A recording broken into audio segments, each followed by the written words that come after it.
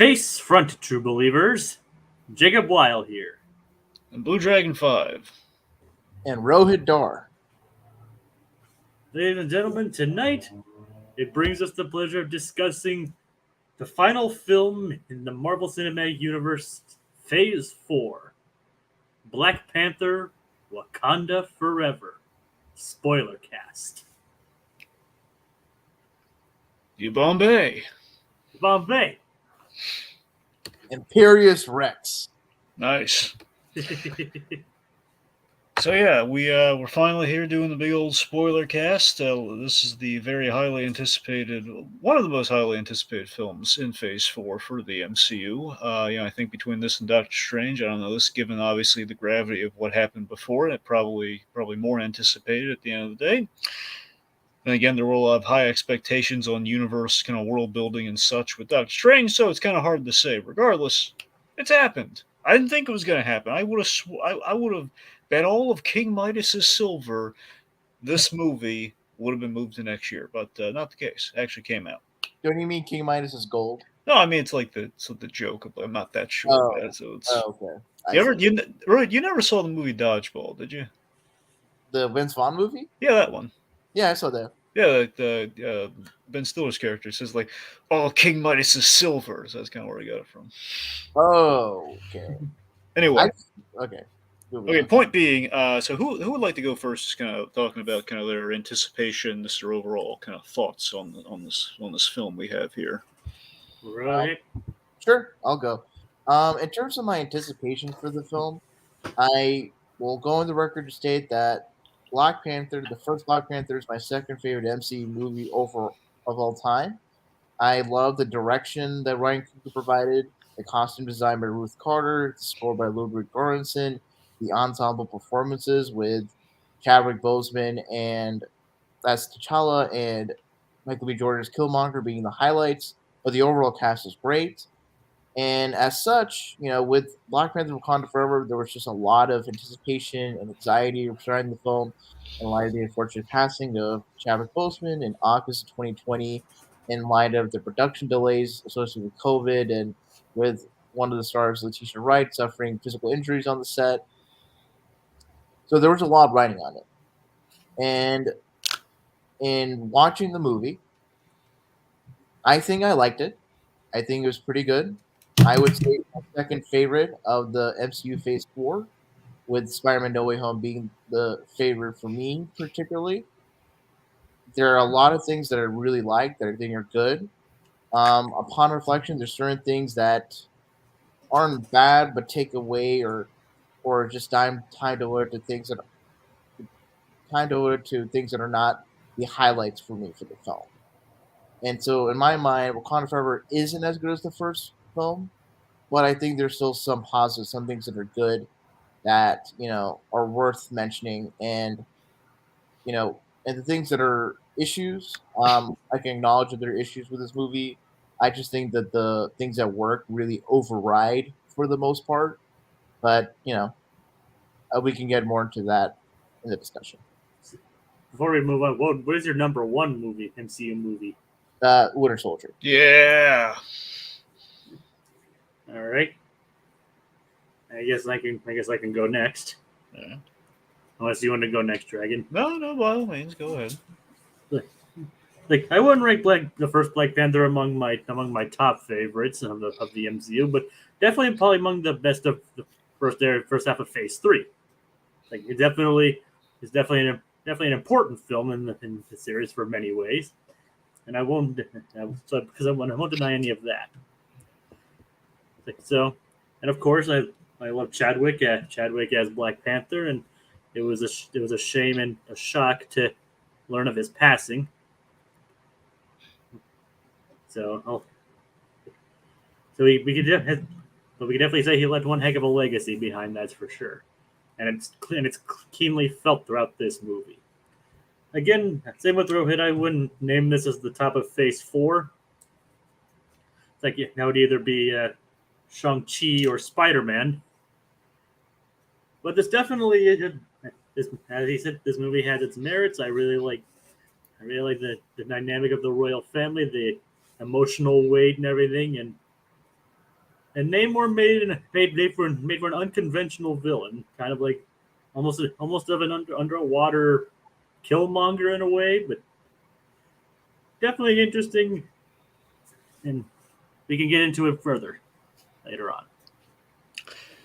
Yeah, so again, to echo the earlier sentiments, yeah. So I was very much kind of counting the film out just in terms of it coming out this year because of all these difficulties amongst again trouble on the set, injuries, and of course the most obvious one being losing Bozeman. Which when you think about it, it's kind of occurred to me kind of like a few weeks ago. I was like, you know what? How unprecedented a thing like this is in Hollywood, where we've had supporting actors pass during the productions of films before, but I struggle to think. I'm not saying it's never happened, but I struggle to think of the last time the lead actor has passed while the film very much rides on him. I mean, I think there's like The Crow, but I think it's more specifically that movie's already done. Yeah, that's what I'm saying. Like from the outset, like okay, we're getting ready to do the movie. Early stages development. Yeah, exactly. I see. So, yes, I mean, I think there was obviously we heard a lot of debate, and I think still people are kind of debating like whether or not there should have been a recasting of T'Challa, and because of these factors at play, I think again all the attention was if not on Doctor Strange, Multiverse of Madness, it was with Wakanda Forever in terms of the state of Phase 4. These are like the two big pillars of Phase 4. Now, I mean, obviously, you have No Way Home in there as well, but again, No Way Home and Doctor Strange, everything was kind of building to Doctor Strange. So that's why I keep kind of belaboring that point there. With the multiversal component, which Spider-Man kind of, honestly, at the end of the day, kind of did a little bit more with. I don't know. It's kind of hard to say. I don't even know if I can say did more with it. But point being, we didn't really get the full multiversal kind of zeal out of things like I think we thought we were.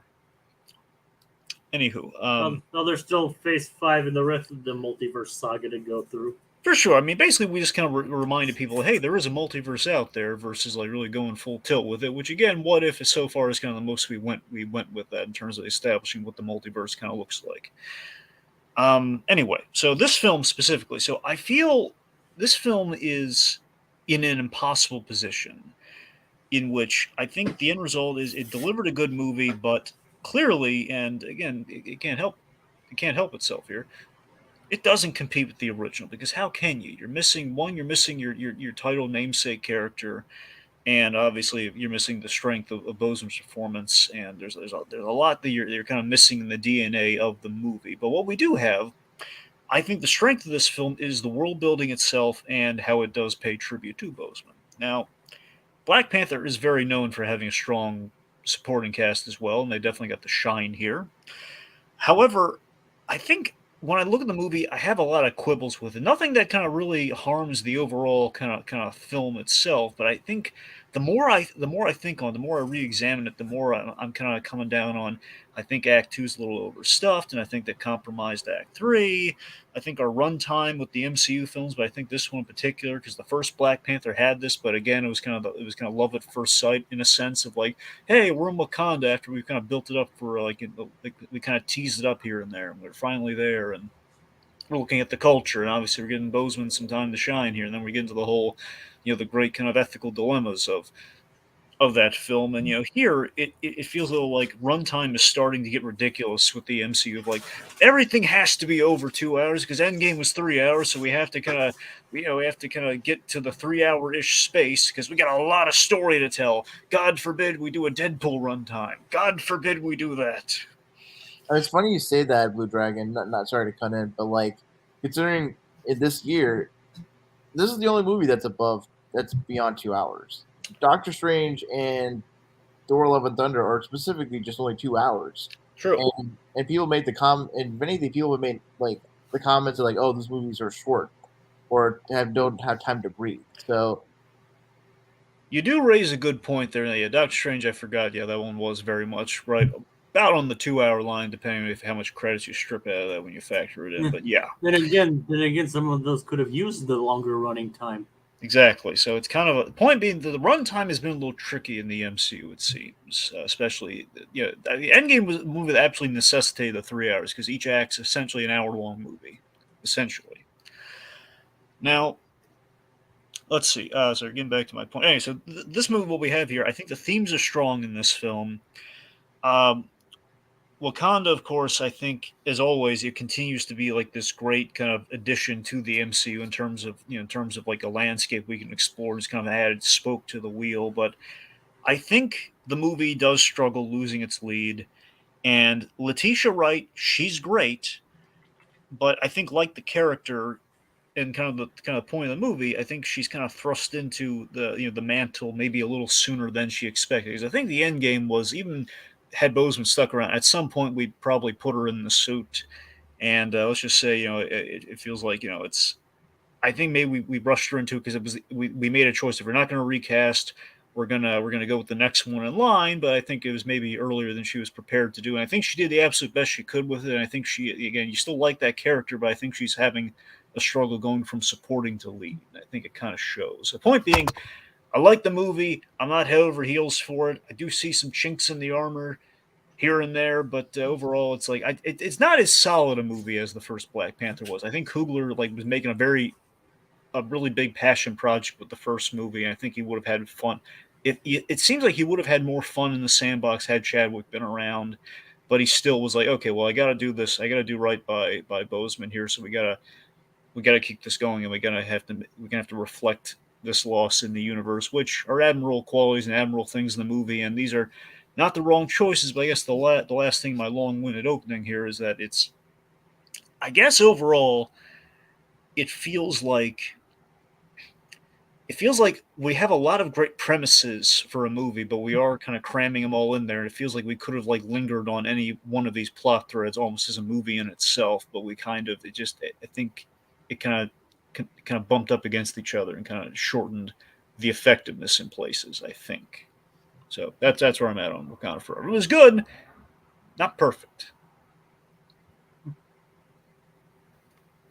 Yeah, I think in terms of just the movie, it's my second favorite of Phase Four. But if we're just talking about the movies, if Black Panther is number two for MCU movies, this one is a number 11, which is certainly high. And I think for me, I really appreciate the highs, and maybe just Ryan Coogler's direction and the world of Wakanda just are really attractive to me.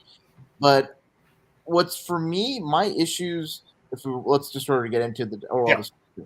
My issues is that what's interesting, you made raised an interesting point, Blue Dragon, about sort of the world building and and timing.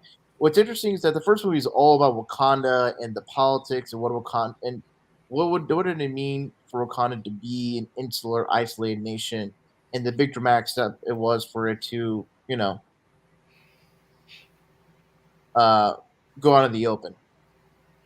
And in this movie, there is an emphasis on Wakanda and the geopolitical implications of it losing its leader and other nations wanting to get vibranium and a warring conflict with Talokan, and that's great.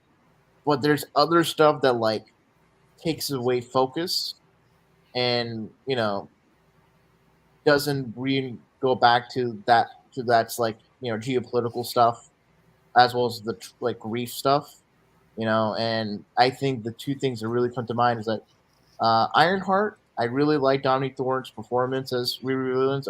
I like see where she goes in uh, Ironheart, but I feel like the movie could have been rewritten, or this movie could have been done in a way in which it wasn't setting up or trying to be just oh, here's a character or scenario that's going to be developed in a Disney Plus show or another movie. This movie could have been, if anything, relatively more standalone, and not just have characters that are brought in to then just being, having their moments to then be spun off from this movie. I think this movie could have been much more singularly focused upon the tragedy of Chadwick Boseman and this movie of T'Challa, and how that impacts and interrelates and intertwines with the geopolitics of Wakanda and Talokan. So let me tell you this. Okay, so I want to talk about the opening and the world building here. Because one, of course, the opening in which we basically let's get the Bozeman thing out of the way right up front. Mhm. So I thought it was an inspired and an emotionally effective choice. And I got to be honest, throughout the film, I kind of have this recurring thing when I look back on it, which does slightly trouble me. But by the same token, I don't think it takes away from the effectiveness is that I feel we have great moments, we have great scenes, we have so much that's working, but then there's kind of like a little tiny little logic divot in it when you think about it, as a bit, because again we kind of pulled away from it by steering into other story points. Where well, I think the most unaffected by this is the Boseman stuff at the top here, where it's an inspired choice to we open with the funeral, but more so we open with kind of almost a Richard. Sorry, we almost opened with almost like a Richard Donner Superman moment with Shuri, which I loved. And I thought that was the inspired choice to hold all these powers, and I couldn't even save them. So we're in the most prominent, technologically advanced civilization. Our leader is dying, and he's my brother, and I couldn't even save him with all this. That is such an astute observation about the Richard Donner Superman point. And I think that's probably like a really, and I feel like that was such an interesting place to start Shuri in, not just oh, I am sad about my brothers. Like, I am like the foundation of the technological progress of this African nation. And in my powers and my abilities, I can't even save my own brother. I think that's such an interesting place because I think about like the Jedi quote, like helplessness leads, or like how one's path to the dark side is because they're like in a desperate situation or feel helplessness. So I feel like with that sets an emotional foundation for Shuri's development to first be initially want to be conciliatory and diplomatic with Talokan, and then have a shift towards being vengeance and hate filled, to then coming back to sort of being where T'Challa was at the end of Civil War and through most of Black Panther, being someone who's above, the destructive impulses that that consume him is the key word. And so I think Shuri's arc was really well done in this movie, and I think the whole grief and Talokan part was really intermixed well. I'm just looking. There's comments from Tiki that's actually do you want to bring it up and. Well, yeah, we. I was going to save some of that when we get to Riri Williams, but let's hit the Jacob. Highlight the Chadwick Boseman stuff that Teague's throwing at us here. Yes, the Chadwick stuff definitely hit home. I think it was super smart to basically have it be kind of a freak, like an out of left field disease that caught everyone off guard, and and T'Challa, kept it to himself, much like the real Boseman did, obviously, in terms of no one in a million years would have guessed it looking at him, because again, he was he was gearing up for production and everything, and not kind of putting the greater good of the role. So it very much mirrors the haunting in a pretty haunting way. I just hope it doesn't traumatize kids who are growing up with T'Challa as they're here. So so that's the thing. So admittedly, well, again, I love all that, and this is kind of the recurring thing in the movie, where again, great idea, and I love this, and again, I'm emotionally gutted by it in all the right ways. But then, when you think about it, we create kind of we create almost like an Iron Man 2 palladium poisoning thing, and we don't get an answer to this. And it's like, okay, so did the herb wear off? Like, what? It sounds like he did just get sick, but it does raise the question, though. So would another dose of the Black Panther herb have saved him? Is that how that works? And I'm saying some things I feel we kept maybe a little too vague, that then kind of undermines some of our great kind of everything that's going right with that scene to me. I mean, I was okay with it being as vague as it was because, I think it was just trying to drive the point home, as I said, the Richard Donner Superman thing, just some, illness, something, even the most powerful, like a guy who had the super soldiers, basically the equivalent of super soldiers coursing through his veins, could fall ill. And I think the vagueness of it is allowing people who maybe closely identified to T'Challa with Chadwick Boseman infer that he had a similar disease or not the same disease as Chadwick that killed him. Right.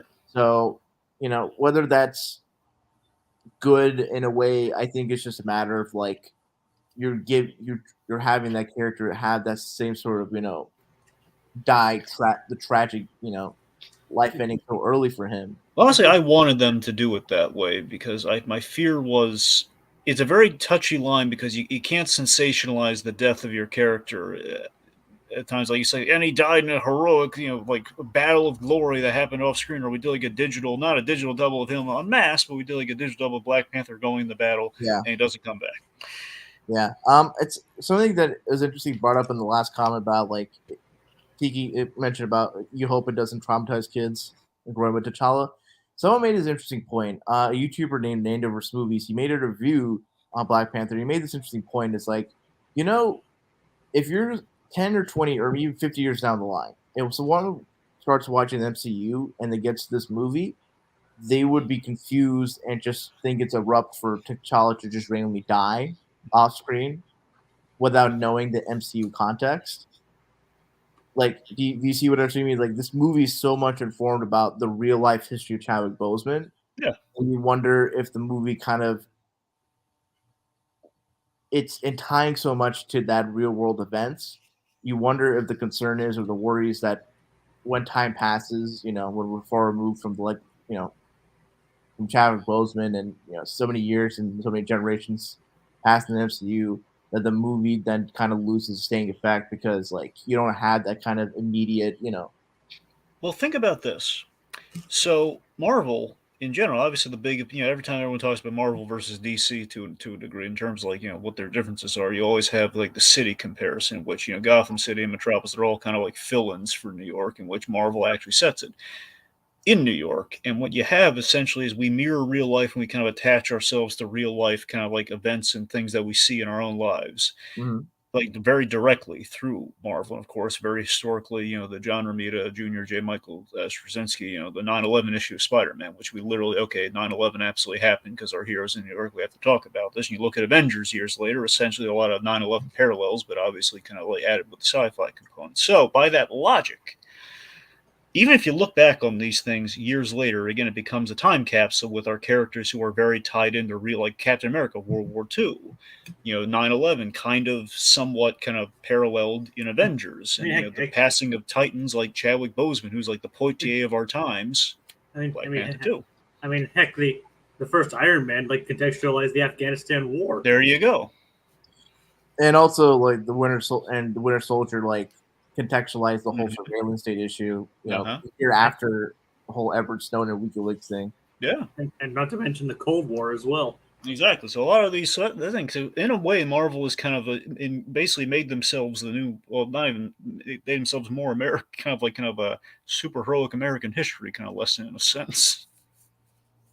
I mean, it's a classic, the real world is outside your window, so it would sort of not make sense, but it would be sort of, as Tiki mentions, mirroring reality. But I mean, and to be fair, it's not like it's not like the same thing as recasting a side character. I mean, yeah. I mean, if something happened to say like Robert Downey Jr. between movies or Chris Evans between movies, we wouldn't expect them to recast Iron Man or Captain America. Yeah, the leads is kind of is very much it's a different animal. But then again, I mean, the Hulk was one thing that he'd only been in one movie in the MCU by that point. Yeah, and then also like the Hulk was after that, like he hasn't been in a Hulk-led lead movie, right? He basically became supporting. Honestly, after the Incredible Hulk movie, he was supporting from that point forward. So yeah. Universal. Yep. Yeah. Like, I mean, heck, they got enough flag for recasting Warman, casting Rhodey. Uh-huh. I mean, don't get me wrong, I love Don Cheadle, and I think he's perfect in the role, but Terrence Howard was originally there. So true. So, something that just kind of really gutted me during the funeral scene itself. This is always one of my favorite details in the first Black Panther movie, and it was kind of like put upon here, and it does kind of thematically inform an element of Shuri's arc later. It's a small detail. Mm-hmm. I love the first. I love it when Black Panther shows up in Captain America Civil War. I love that chase with Captain America. I love the end of everyone goes to like, oh man, the airport scene. I love the airport scene. I'm not a communist. I love that scene. That's great. But I tell you, man, when Cap tackles Black Panther to save Bucky at the very last second after they're running from that car and after Black Panther is just he's going at him like a freaking Terminator. Mm-hmm. Like that scene is amazing to me, and it's the fact that I love so much of Black Panther in that movie as a great introductory point. I love him in that suit. So, and of course, the great detail about that suit we learn in Black Panther is that he has a sentimental attachment to it because he made that suit himself, which is why he has like the helmet you take off versus like Yeah. you touch the necklace. So I love the little detail that they're carrying the helmet. Mhm. When he's during the burials, always kind of really got me in the feels. Like, oh man, that's the helmet that he made. That was his Black Panther helmet. And Yeah. of course, we did the Marvel Studios logo, but we had no, again, appropriately, we had no like fanfare playing. It was in Yeah. purple and silver, and And it was the same logo that they updated the Disney Plus version of Black Panther with. yeah. The one that the purple one that honors Chadwick Boseman. Yeah. Mhm. All right, so the world building here. So this is a more troublesome version of something I really like, but then there's kind of a proviso of kind of like a little thread pulling away at here. So I love the UN scene. It got little shades. There are some shades of Iron Man 2 here and there in this film. This kind of has that here. I don't mean that it's like here's the reason for the flood. No, I'm just saying there's kind of like we open on kind of like our hero, or essentially our heroes kind of mouthing off on Capitol Hill to a degree. In which I just love the call out of like, hey, you guys tried to steal vibranium, putting people in danger, probably almost threatening to kill people, and we could have killed you rather easily, but we didn't because we're awesome. We didn't do that. So To add it, so what was interesting is like how prominent French, Branch. little Breaking Bad reference for the kids out there. French? Did you like the French? No, no, oh god, no. It was interesting for France and just sort of the the shadow of French colonization, piercing through this movie because you have the French mercenaries being brought in, and we go and part of this movie we go to Haiti, or that was colonized by France and was liberated by a particular individual, Toussaint L'Etoile, who is freaking relevant at the post credit scene. Um, and so that was a sort of an interesting, little touch that I think Coogler probably put in. Yeah, Coogler loves in the first movie, obviously with Killmonger's introduction, for example. He loves working in the African history and the thing. So he loves working in kind of those historical details in a sense. So it makes sense that he would go into the whole Haiti thing. That's why Haiti probably factors in this. But I think you're right.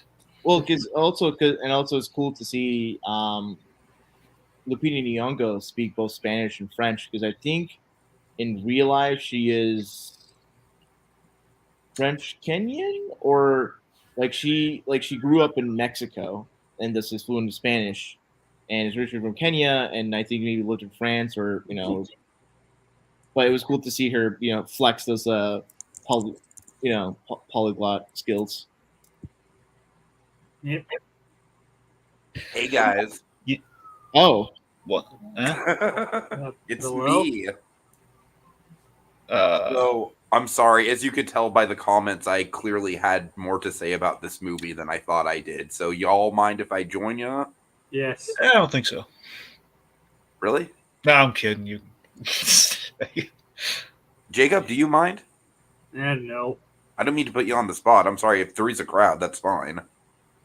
I mean, some more warning would have been nice than just popping in. I know. Is it a problem, guys? I'm sorry. I could leave. no. It was just the way you just came in just suddenly. Like, oh my god, yeah, but it's fine. I know. I'm sorry. Like we're talking Lupita Nyong'o and Haitians, and you pop in. Well, you know what? It's appropriate because Lupita Nyong'o comes in at about the third waypoint of the movie, and I'm coming in about a third of the way through the podcast. Anyway, so Sorry. I'm trying to figure out where we were, but did we you have? were talking about how Coogler does is always wanting to put sort of real world history into both the first movie and the second movie, Mhm. especially when it relates to sort of colonial history or the history of colonization, which makes such sense, especially with Namor and the people of Talokan basically being tied to colonization of the Americas. That's what for me. I was really surprised that the MCU's origin for basically Talokan, or the people basically the MCU equivalent of Atlantis, is that they were originally indigenous people from the Yucatan, that through basically their version, the heart shaped herb, mutated or changed into, basically like Atlanteans or Talokan people in Yeah. the MCU. And it's also kind of interesting that outside of like a brief mention in Miss Marvel, this is outright the first time they mentioned the word mutants. Here's a weird quibble. Well, not a quibble. Here's a question. Do you think technically it's kind of a weird thing because we see how it happens? I mean, like on paper, it seems like he is. It seems like we're saying that Namor is like the first mutant, but then again, I mean, is he a mutate or a mutant? Because I mean, he is born with powers and stuff, but we did see how he got those powers, which was like, hey, drink this thing, and you become mutant. Well, his mom drank it, and then and he was born like that. So that's the thing. So like technically, he is born mutant, but I don't know. It's like, does it count? Well, because the thing is, to answer your question, Blue Dragon, in the comics, both Charles Xavier's parents and Hank McCoy's parents were exposed to radiation. Yeah. Around the radiation, and that messed with their genes or whatever to prompt both Charles Xavier and Hank McCoy to then become mutants later down the line. So that's the thing, because in the comics you have like the whole X gene thing at play, which is like but you're born with the X gene. But for those two specific characters, they've had parents who were exposed to radiation, which mucked with their genes. So you'd say it would count then, is what you're saying? Yeah, it would count. So okay. It isn't just like for mutants, there are mutants that are just like, oh, their parents didn't have any abnormal genes, and then when they were born, the offspring would just have the X gene. Whereas for both Charles Xavier and Hank McCoy, their parents were just exposed to radiation that messed with their genes, and then led to their children having the X gene. So mutant is just sort of like there's sort of a few ways in which one can become a mutant. So there's not like, so long as you have the X gene, however you have the X gene in the first place, you're a mutant.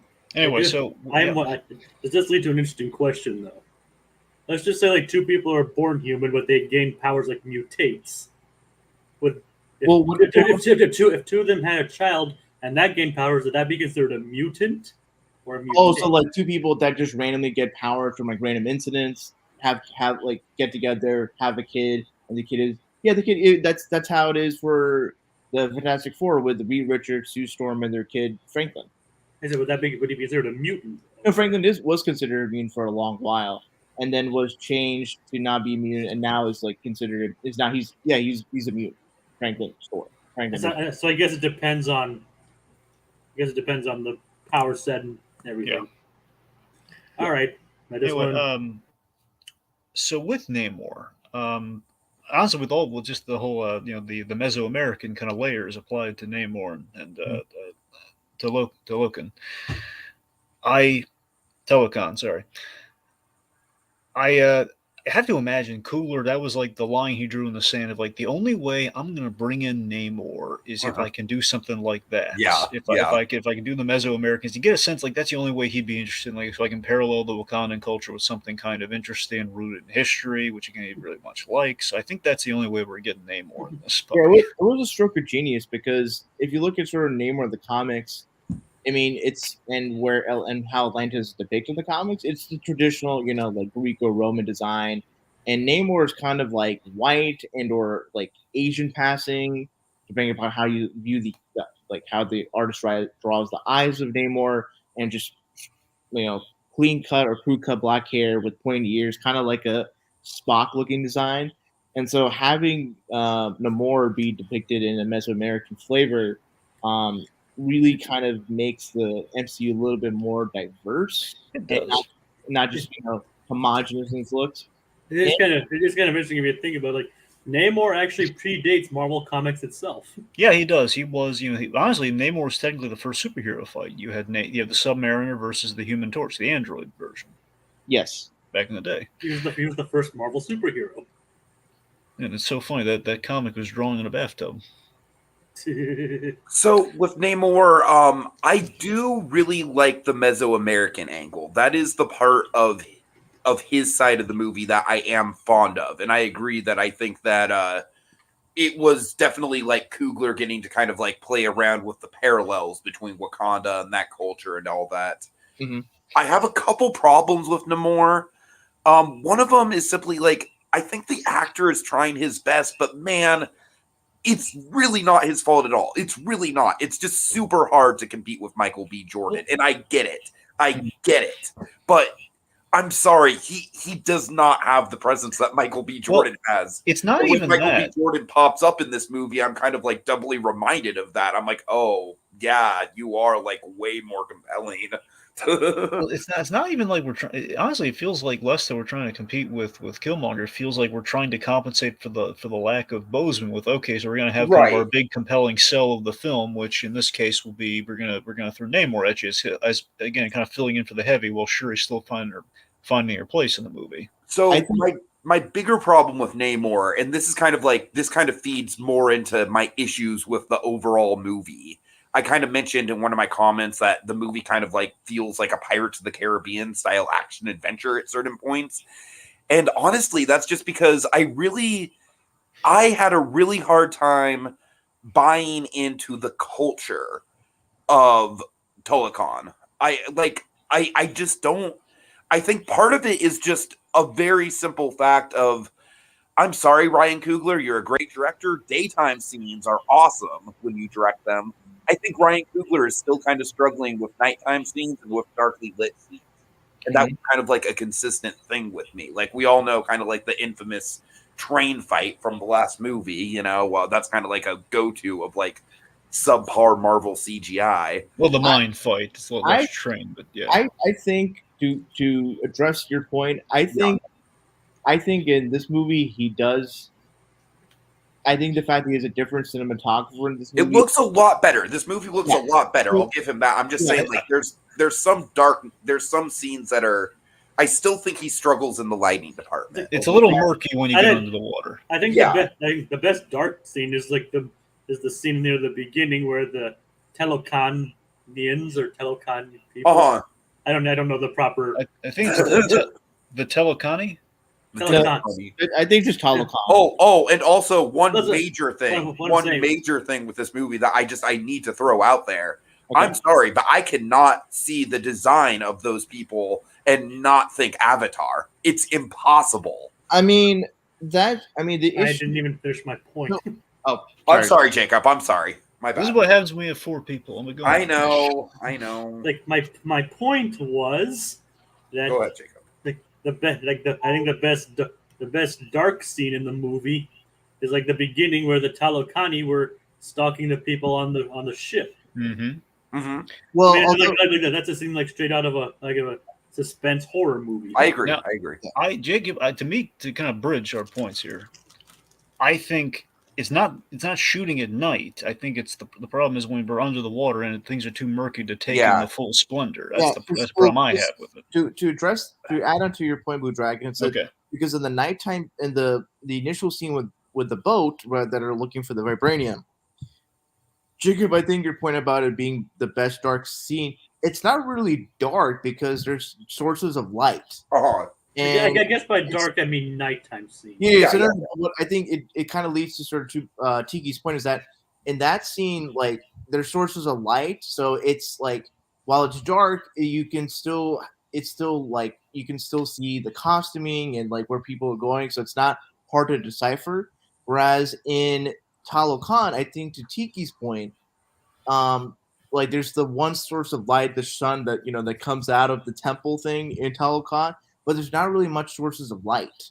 So that's why if there was a few sources of light, spread around the area, it would be a good opportunity for the audience to be able to admire both the costume design, the architecture, and just the overall atmosphere. But the fact that there wasn't really any big source of light within Talokan, I think that's why Tiki's saying that the scenes aren't like Coogler's just trying to find a workaround to have light in those scenes. What would have been a perfect workaround is I think the way that Atlantis, the Lost Empire did it was just freaking perfect to basically have like you don't even really explain it. It's just kind of like this pocket kingdom in the middle. It's kind of like enclosed. Like Dragon, how exactly did it work in Atlantis? Well, in Atlantis, remember they weren't necessarily under the place wasn't underwater. But you had like air essentially. Well, sorry, I'm just trying to. It was under the earth. Yeah, I think it was under the earth. It was almost like Journey to the Center of the Earth, essentially. And I always imagine like they were getting lasers from their crystals. Yeah, I mean, Right, that yes, makes sense. You have like the big giant floating crystal in the middle of the thing, which gave you the blue kind of lighting effect, Uh-huh. and then you have like crystals all around them. But yes, Yeah, you have like, I mean, that could just be completely false. but the point being that it wasn't like it's not like Aquaman where everything's underwater, and then you because have the thing like is, with Aquaman, because of the classic Greco-Roman design, the typical traditional look for Atlantis, Right. it's very colorfully lit, Mhm. and there's like lights emanating from different sources. Whereas, because it's Mesoamerican inspired, and in Mesoamerican like architecture and design, it's not like super flashy or bright. It's more earthy and muted earth colors, so it doesn't pop visually. I If did love it's the architecture of it, like the no, Mayan, like yeah, the Mayan Aztec sort of look. It looked really yeah, good. But Jacob, I will say that to bounce off your point with the dark lighting, I think that also kind of illustrates that the telecon just look better when they're darkly lit because, again, I'm sorry, you have like blue warrior people. I'm gonna think Avatar, I mean, and when they're darkly lit, I at least don't have that comparison as much. in all fairness, though, Tiki, in the comics, like the Atlanteans are blue-skinned people. That's totally fair, Rohit. That And is totally, absolutely fair. thing is, at least, I mean, in defense of how the telecom people are designed, it's not like completely the same shade of blue or even fully blue because you can see like patches where there's like slightly like pinkish skin and like around certain parts of their face. I do Well, like the water actually, mask. I like that design. well, that's the thing. Actually, what's even better is I like there's a logic applied to it in the movie where the Uh-huh. idea is like when they're on the surface, they're blue, but when they're in the if I might be. I only saw the movie once. If I recall, it's like when they're on the surface, they're blue, but they have like the little water thing.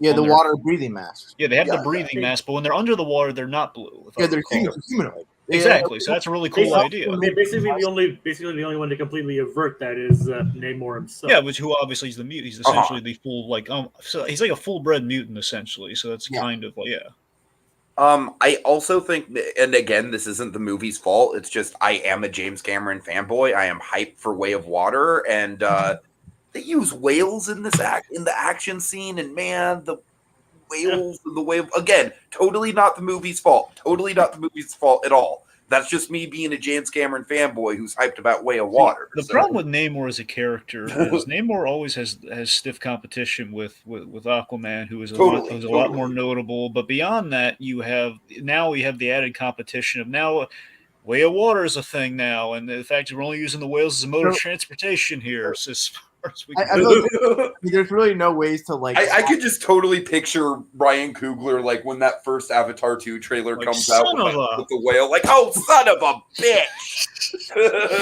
I feel like, in all honesty, there's really no way you can have like. I mean, maybe there's something in marine biology that like. Well, I like the orcas. I like the use of the orcas. Yeah, that's the thing. I'm just saying the actual whales that look like the Avatar whales. Sure, and again, it's not the problem of the movie itself. These things just happen. It's just bad timing. So, here's my thought, and I want to sort of throw it out there. I would say, and I don't know, and maybe you guys will agree, maybe not.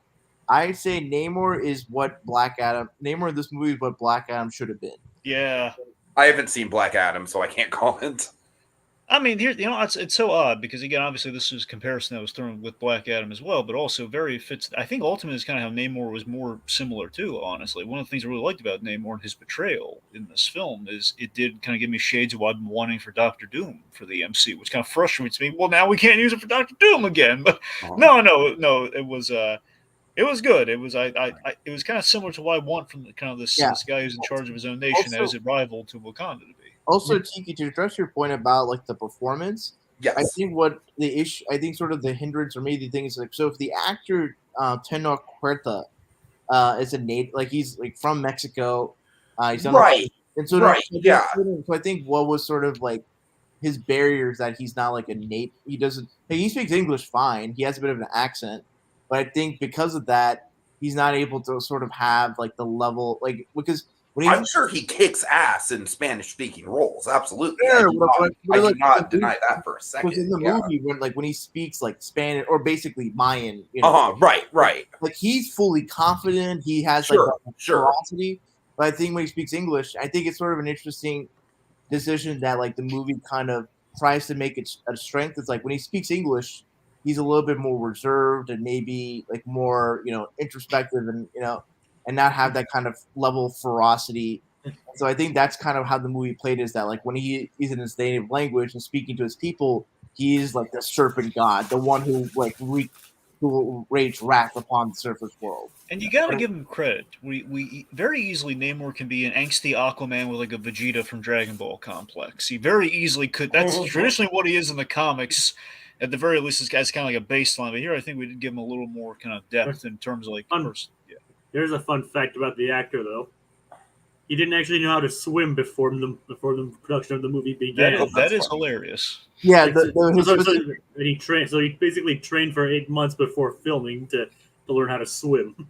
So what's fun is that like when he was asked, his answer was, "Well, I never drowned," which is accurate, but not. But he's not didn't know how to swim, so he had to learn to swim.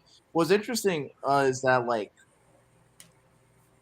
for Namor, is just the whole idea of his name, and it's kind of sort of a flip, or it's kind of taking the Killmonger like template and just mixing it up with a bit, because Killmonger's whole ideas, angst, his whole ennui is that he was a man that was told of a fairy tale of like a paradise that he didn't have access to for most of his life. Yeah. Whereas for Namor, he grew up in paradise, in the world that was accepting of him.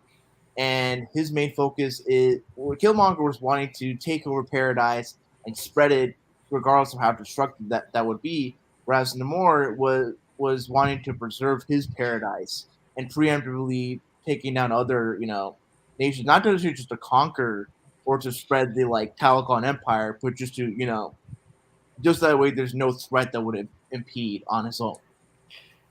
So I want to talk about two things with Namor. Then I want to kind of like spread around because we kind of jumped over a few things, but just something I want to. One thing that did occur to me with the Namor thing is kind of a weird, just kind of thing. It's kind of a weird way things turned out at the end of the day. Is that I think we all got excited for Namor and everything, in which we had that little kind of like somewhat of an Easter egg and Endgame that kind of made us all think, oh, the next Black Panther movie is going to include Namor. Mm-hmm. Just the whole, the shifting of the tectonic plates under Wakanda, or like this whole undersea issue they're having. We didn't really reference that. We didn't connect that to him at all. It seems. So Ryan Coogler, he was interviewed by Collider and asked that question. Yeah. And his thing was he had no input into that. He actually asked the producers of Endgame, like, "Hey, is this like a Easter egg for?" He wasn't even thinking it was connected to like Talokan or Namor. He was thinking it was connected to like to Eternals with like Tiamat, rising or being awakening, and like the tremors and earthquake. Which there is a logic to. I can understand why Coogler would think that, because at the beginning of Eternals there was the whole like earthquakes and just like events going about. But according to him, they relate to him. Oh, it was just like an earthquake. Okay.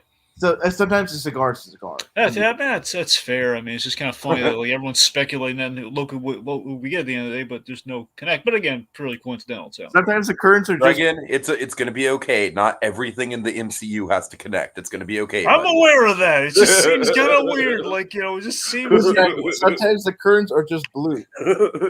Anyway, so the other thing with let me see. I guess the other thing too is plot wise with the with our Tekaloan stuff. I can't help but so the movie slows way the hell down when we get there. I honestly, Act 2 I think is where things kind of get like we really just kind of overstuff it. But what I'm getting at is a big plot point I don't necessarily think that we needed that does kind of connect to our main plot of the film with Namor and everything, is that we need to stop the scientists who basically created this way of finding vibranium, which obviously would lead them to his kingdom. Now, it does. We have this whole runner of like, no, make sure you don't. It's almost like a hostage situation. Like don't send the cops. Essentially, don't tell anyone who's doing all this. Mm-hmm. Where it's like, do we really need the secrecy at this point? I mean, Queen Ramonda dies. I'm pretty sure it wasn't self-inflicted. I mean, even she wasn't that old. I mean, right. I know the day and age we're living in, but still, it's like, come on. It's like, really? We're not going to just throw them under the bus at this point? Like, it was them. It was the fish people. Come on. It was the Fishman. Well, It was the fishman. Okay, again, like I said in the comments, Ubaku, fucking amazing every single. I Oh, loved man, it when Ubaku showed up and he was saving people and hitting people with a big stick. dude, when he enters into the throne room and he's just chopping Eating the carrot like Yeah. Bugs Bunny. Oh my remember, god! Yeah. It's that gag with Ross. He terrified I'll feed you to my children. No, I'm just Right, kidding. right. Oh god, I love it. And I love when he calls Okoye a bald-headed demon, it's like, it so much. Mbaku rocks, man. He's wonderful. Guys, I actually think with the Namor stuff, that was pretty much my main talking point I wanted to hit at, just because I didn't want to type in a million comments, and I realized I did have a lot to say. But other than that, I don't really want to hijack the conversation. So I just want to say my final piece on this movie, and then I'll get out of here and leave you guys to it. I'm really mixed on this movie, man. Like, when I think about it more, I both appreciate certain things about it more, and then also certain things about it, I'm like, ooh, that really does not work.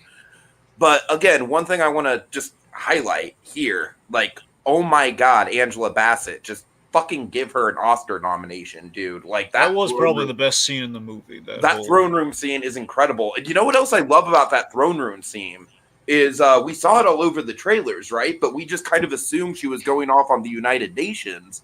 But instead, she was going off on Okoye, and well, I was that assuming really hit hard, and it made it like that. It made that scene like way more intense for me. I saw when she said that in the trailer. It's like, oh, she's saying that to like Namor, like, and right, or someone, yeah, like some sort of antagonist, yeah, either the UN or Namor or someone, yeah. Yeah. But the fact that it was like a personal beef, like, oh man, it really hit home. And however, yeah. As much as I love that scene, and again, I keep having all these fantastic scenes. Like, that's great, but then little thread. Yeah, that's kind of the movie in a nutshell, right? It's like, hey, that's great, but she knows that her daughter's not dead. I mean, she can't possibly be. Again, like, otherwise, Namor would have killed her right there on the spot, and the scientist. They took him somewhere. I think she knows she's not. Well, she knows she's not dead because she reaches out to. But still, it's a stressful situation, and I don't know. I've lost everyone. It's all of my family is gone. I guess kidnapping fits under that then. And to be fair, at this point, she didn't actually know that Shuri was alive. Yeah, she doesn't know for sure. I mean, again, like they were. I don't know, man. I still think she can. Assertion that Namor. We made. We were talking about Namor. The thing is, we have to think about it from her perspective. Exactly. Like she just lost her son, like literally a year ago, like basically to the day, and now essentially her daughter has been taken by this mysterious water-bound madman. What else is she supposed to think? Who rules an empire that has vibranium? So like. What else is she supposed to think? That she's like, clearly I think was just like in a very heightened emotion. I think clearly like nothing she says about what Okoye's done wrong is wrong. That's the fascinating thing. They're both right in their positions there. Except she kind of worded like Okoye willingly went with Killmonger when that was not the case. Yeah, but still, it's a fact. Well, yeah, go on. She only did it out of loyalty to the throne, not loyalty to Killmonger. But that's the thing. But ultimately, go on. But I think her point was that like Okoye has like a personal, maybe not care. I don't know if character defects or whatever, but like has certain flaws that has led to just her family being endangered. And I don't think, in all honesty, Ramona really holds it against Okoye for what she's done. I think Ramona was just in a state of anger and frustration. I think it's more appropriate to say grief. Yeah, grief, and I think that's exactly what I like about the scene and why I think it's so powerful is that I literally think that everyone is in the right. Like Okoye is in the right to be devastated by it, but you also totally get Ramonda's side of it. Yeah, because Ramonda is like she's just. I think she just needed or inadvertently just wanted someone to lash out with, and unfortunately, and I think probably I kind of wish there was a scene where like they reconcile both Ramonda and Okoye. But the fact that they don't reconcile, I feel, kind of makes her death hit harder. I love with her death that she was saving Riri Williams. I thought Uh-huh. that was great. Like she didn't even really wasn't really too keen on the situation in the first place. No, of course not. No. Yeah, And yet she gave her life to save her. Yeah. it was crazy that like there wasn't even a moment where like she was like on her like death's door and it had like a moment with Shuri. She was just like dead as a doornail when she Uh-huh. was her, which was like, man, that's like a bold like. That was I a think- bold move, yeah. Yeah, and like because the way her body was laid, like you don't even see the front of it, you see the back of it. It's just kind of like Yeah, it's like, you drowning see in the what water. Yeah. It's like, oh no. And again, All right, kind of guys, a I'm gonna go ahead and symbol- get out of here. Like I said, I mostly wanted to comment on the Namor stuff. Have a good chat. See y'all later. Mhm. So, yeah. Hey, Tiki. But yeah. Again, we keep killing off the parents of T'Challa's poor family here. You know. It's interesting that like these movies kind of are like sort of parallel with like the first two Guardians movies, because the first Guardians movie was all about like Peter's relationship with his mom, then the Mhm. second movie was about his relationship with both His dad, fathers. yeah, and so who with knows what Guardian 3 will be? Well, probably again. I think if the rumors be believed, it's probably going to be Rockets. In regards to the found family, probably being the third one. That's a guess. It's a guess. That's my guess. and so with the first Black Panther, it was all about father figures with T'Challa's dad and Killmonger's dad, and Zuri sort of being like a surrogate father figure to Mhm. T'Challa, and his passing and his killing and his death in the movie being so, realistic, such a strong emotional reaction to T'Challa.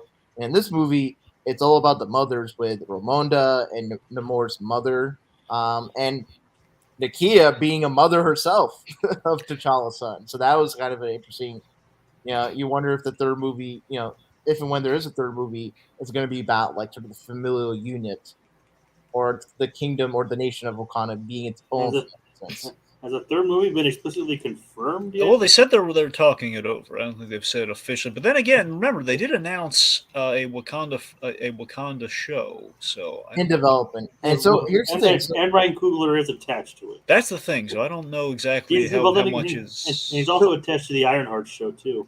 Yeah. So here's the thing. This kind of leads to my biggest criticism with the movie as a whole is that in the second act, my issue is that like there's scenes focused on other characters that aren't part of the world of Wakanda, world of Talokan, and it's clearly scenes just to like highlight characters that will then have further focus and attention in other Marvel projects.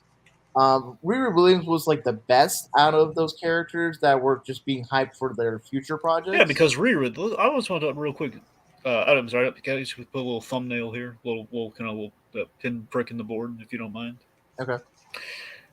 With Riri Williams, what really works with that, and why that is the fact that she very much parallels Shuri in elevating to a Black Panther status. She now has her own Shuri in the form of Riri Williams, which really works, and it's everything she was kind of aspiring to at the end of the first Black Panther movie, kind of with the American culture and everything. This is a girl who essentially is her, but in America.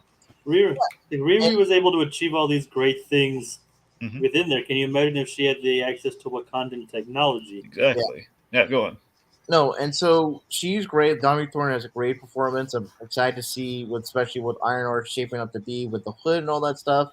But outside of her, like when Ross comes in, he's not bad, but the thing is, it's like, oh, he was just a character from the first movies he's kind of brought in, and the fact that like his ex-wife is Valentina, it's like, okay, this just feels like not really stuff that Ryan Coogler wanted to address. Maybe he wanted Ross to be in because he could be the U.S. government protected, but I think Valentina being in this movie was a specific mandate by Marvel to sort of highlight and set her up for like the Thunderbolts project. I mean, I love Everett Ross in the fact that he's essentially kind of like he was Black Panther's Commissioner Gordon to a degree, which is really nice, and I like that Shuri has a soft spot for him, and that's kind of why we kind of cut back to him at times. But ultimately, unfortunately, he does not have really a role that affects anything. Yeah, it's weird that like because I remember people making complaints about like, oh, Everett Ross was like like a CIA agent or whatever, like being involved in the main action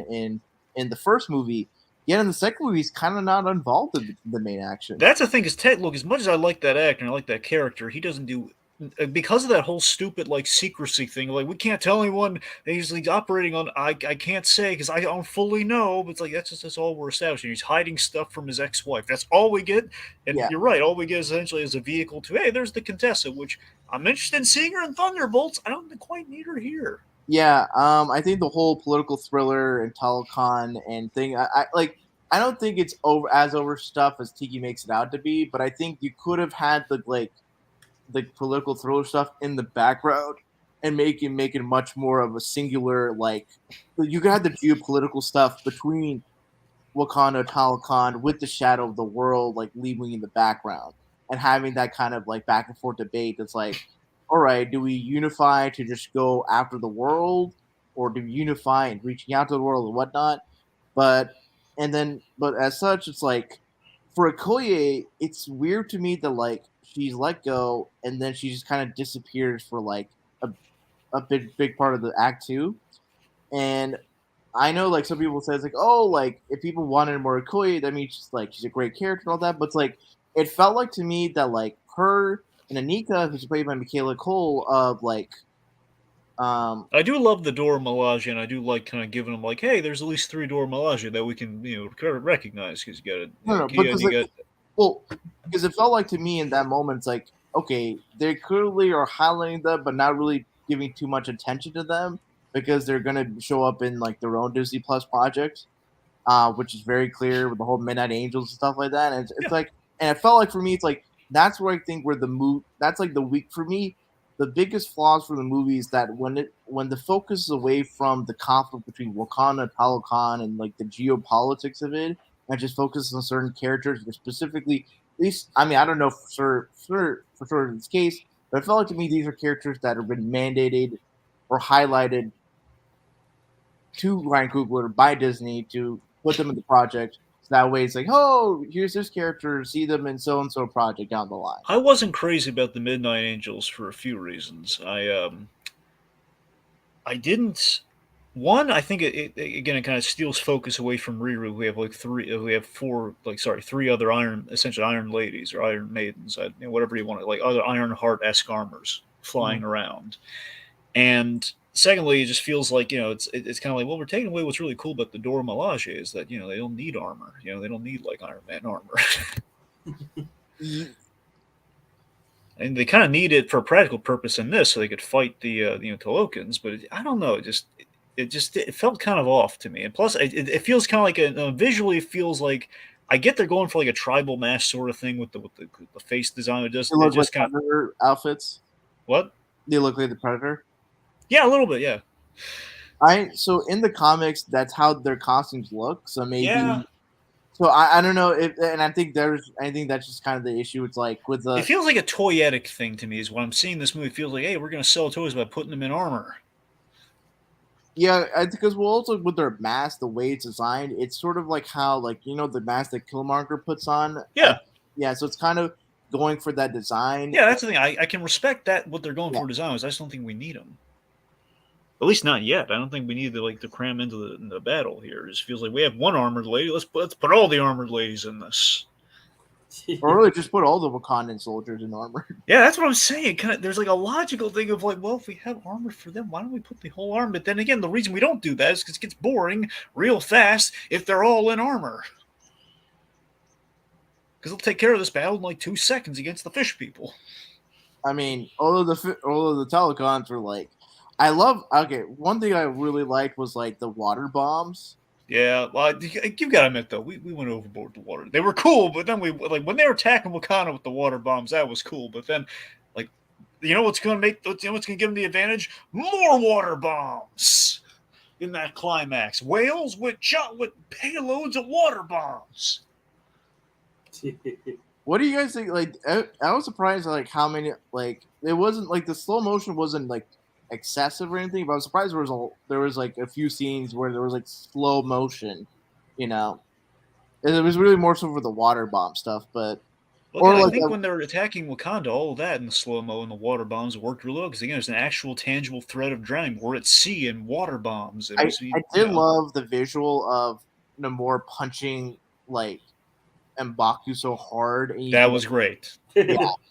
You just like, woof. I was really worried for saying, "Oh no, we can't kill M'Baku." No, Not M'Baku. No. yeah, not the man ape. No, Yeah. The leader of the ape tribe. yeah, the Jabari tribe. yeah, the Jabari. Jabaris. Yeah. Well, That too. yeah. Someone made I remember when I was watching a group of friends when like earlier today and watching the movie, and they made the points like, so Thanos and his army could have just gone underwater and not, and went past the shield. Like basically their point was like the shield doesn't go underwater, or they don't detect like people underwater, like submarines or whatever. It's a fair point. So you spoke of the political stuff earlier. I got to tell you, so I love our introduction way early in the movie at the UN scene, but there is a hole for me that the biggest issue I had is I really like the political stuff, but we're missing a piece of information I feel is critical to getting us to the new status quo shift and all that. I'm sorry, did you want to say? You probably want to say more about the other stuff. I didn't mean to detract you. No, you go on for the political stuff. Well, that's what I'm saying. So it's that the problem is it's unclear what the deal is because at the end of the first Black Panther movie is like, hey, we're going to share our culture with the world, which presumably includes vibranium, and then we have like these two things at play here, where it's like on one hand, it's like, okay, so clearly we're not giving the vibranium. I too would take this like, okay, they're going to have to earn the vibranium by first embracing the culture, but no, they want to go straight to the vibranium. That's kind of what it feels like. But the other thing it could be. And again, we don't have any information to really say what happened one way or another because we're kind of inferring, but I don't think we have enough to infer on. Is like, hey, if you think about the years and the way things played out between the end of Black Panther, which remember Black Panther leads right into Infinity War because it's 2018, and then like I don't want to bog down the timeline or anything here, but let's just say Black Panther to Infinity War, it's a very small window. It's actually a 2-year difference. Well, no. Well, that's the thing, though. Are you sure about it? Because Black Panther it like starts like a week after Civil War because there's the news report. It's like, oh, King T'Chaka died a week ago. It's very much like. Oh yeah, no, you're right. I'm sorry. Yeah, okay. The point being, by the end of Black Panther, we're then. Sorry, you're right. Okay, well, okay, never mind. I forget what I just said then because I was.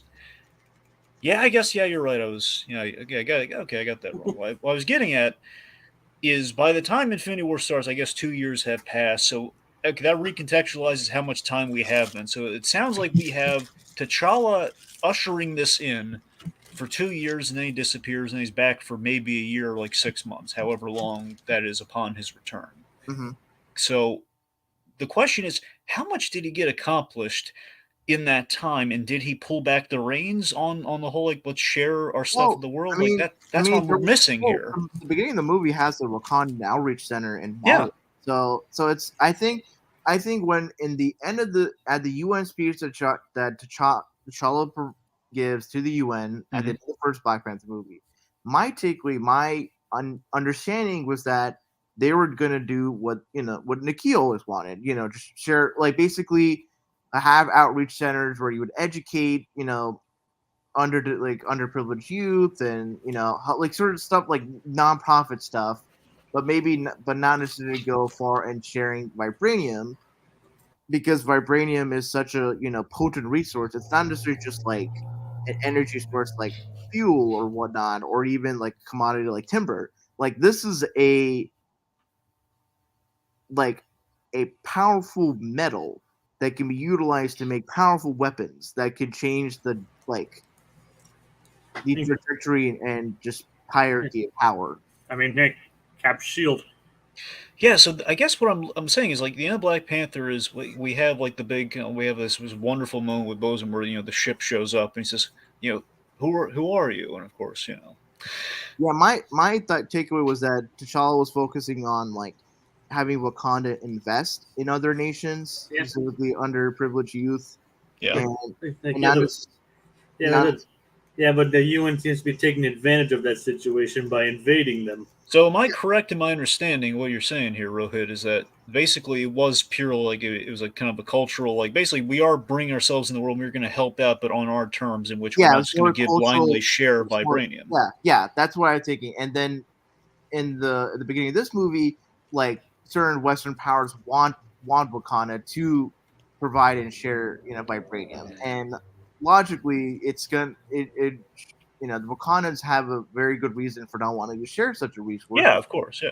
Yeah, and the I mean, fact I like that. I just wish they made it a little more clear, you know. But yeah, that is good though, because that's kind of yeah, what I no, guess. but I think there could have been a line where Ramonda says it's like, my son in his time as king had chose to build the bridge, Mm-hmm. invest in our youth, heal the sick, Mm-hmm. stuff that's like not related to warfare or Yeah. and then but you desire tools and materials for your weapons, like stuff like that. If she said that, I think that would have been explicit for Yeah, you. I mean, you see what I'm saying, though. It just feels like we are missing key bits of like what was T'Challa's position on these matters before he passed that Ramona is carrying out, but we didn't I quite get that, right? Yeah, that's sort of my takeaway, and I felt like that's I supported think by what you laid out is kind of the best version I can take away from what they're aiming for there, yeah. essentially. But that's the thing. I have to. It's kind of. It's. I think it's more subtle than it probably should have been. We're going to front load that. That's an important detail for like why the nation's all shaky on Wakanda right now. And there's like and Namor is to a point where he's going to try and utilize it by the end of the movie. It's like with the whole with the yielding. It's like well, yeah, she'll eventually come around because they're going to turn on her. Which I know it's kind of a big detail to kind of get out there. Yeah, the government's Yeah, really shaky on. I think with your whole point of the secrecy thing, I think they were sort of like they wanted Wakanda to be in a position where the whole world was wanting to like it was against it, Mm-hmm. and then the whole secrecy thing was part of that like pathway to get there. But I think just the fact that Wakanda wasn't willing to share vibranium should be just enough for the Yeah. whole, yeah. Right? Yeah.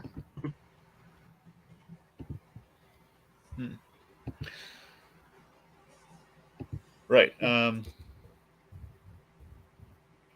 Okay, let's see. I think we talked over a lot of a lot of that. I think we've covered like the Ironheart stuff. Do you think? Because I mean, I don't know. I think I like that she's very much kind of the Americanized the Shuri, and obviously I love the Ironheart. The Ironheart suit looked neat, and it's interesting though is we're gonna have. It seems we're gonna have like a non-vibranium version of it when she does her show. So that seems interesting. Yeah, I think it was interesting, which just like her whole thing was her whole thing of being sort of connected to like old auto parts, like that kind of Motor City, Ford, Muscle Car kind of feel. Was sort of a I thought it was just kind of funny that basically Okoye and Ramonda didn't believe that it could be her. So that's the thing. Think about this. So something I was kind of grappling with the movie, I think I've kind of come around on it, is it's kind of a stretch that that our big picture of our plot is like we're overreacting to like hey, the scientist, it's this girl who just kind of built this way of finding vibranium. Where admittedly, when you look at it, it's like, well, couldn't we just name her? Couldn't we just tell her not to not to give away her weapons? And you kind of raise the question like, shouldn't she like be smart enough to realize like, hey, people are going to try and do terrible stuff with my vibranium? Like does she seem naive to you? Like, so a friend of mine made this point after we watched the movie. Is like, well, it wouldn't matter whether or not she chose not to do it, because if she submitted this like device to her like professor of metallurgy or whatever, like the professor should have like the blueprints or proof of design or something like that. So we kill the professor. I feel like there should have been. I feel like something that should have been that movie should address it by just like having Shuri or someone from Wakanda hack in and like delete all the blueprints on like the U.S. government servers or something like that. Yeah. And that way, then like rereads like her being the one person that has access to said information. That way, she is more valuable to keep alive. And unfortunately, it kind of I'm not saying like just because we do this in one movie we can't do it in another, but it's in the same year, and it does kind of occur to me with the whole Riri Williams kind of being like the golden goose essentially here is that hey, it's another kill the girl dilemma like we had in Doctor Strange too. Like we're gonna use this girl to our own ends that'll end up in her dying in this case. Like find the girl, kill her, so we solve our plot problem. Yeah, I You know, feel the like America Chavez thing. no, I get what you mean because I think that, like, as much as like Ironheart, she could have been written out of the movie, and it could have been just something where Wakandans were having this technology, and then that led to Namor coming up to the surface, and then that would have just been a more direct conflict I between. mean, you could have just had Namor just approach Shuri with the offer, and then basically him like trying to forcefully kind of make her like take the or offer. just But have you like know, the U.S. government make this device as be one person, and then like now you might not have even needed But then again, considering that they thought that Wakanda was the only nation with that's vibranium, why would Shuri have to build a detector for it? no. But you- Yes, you- no. It would no. What Blue Dragon is saying is that you could have just had just a U.S. government make the device of its own, and then that would have prompted Namor to like they're attack. coming for me. Let's team up. Yeah, no, that Yeah. makes Okay. I mean, in theory, you could have. And it also kind of leads to this. I'm not saying, I want to be clear, I'm not saying I didn't enjoy these sequences, but it just, when you think about it, it's like, do we need it? When in kind of an overstuffed movie where it's like, hey,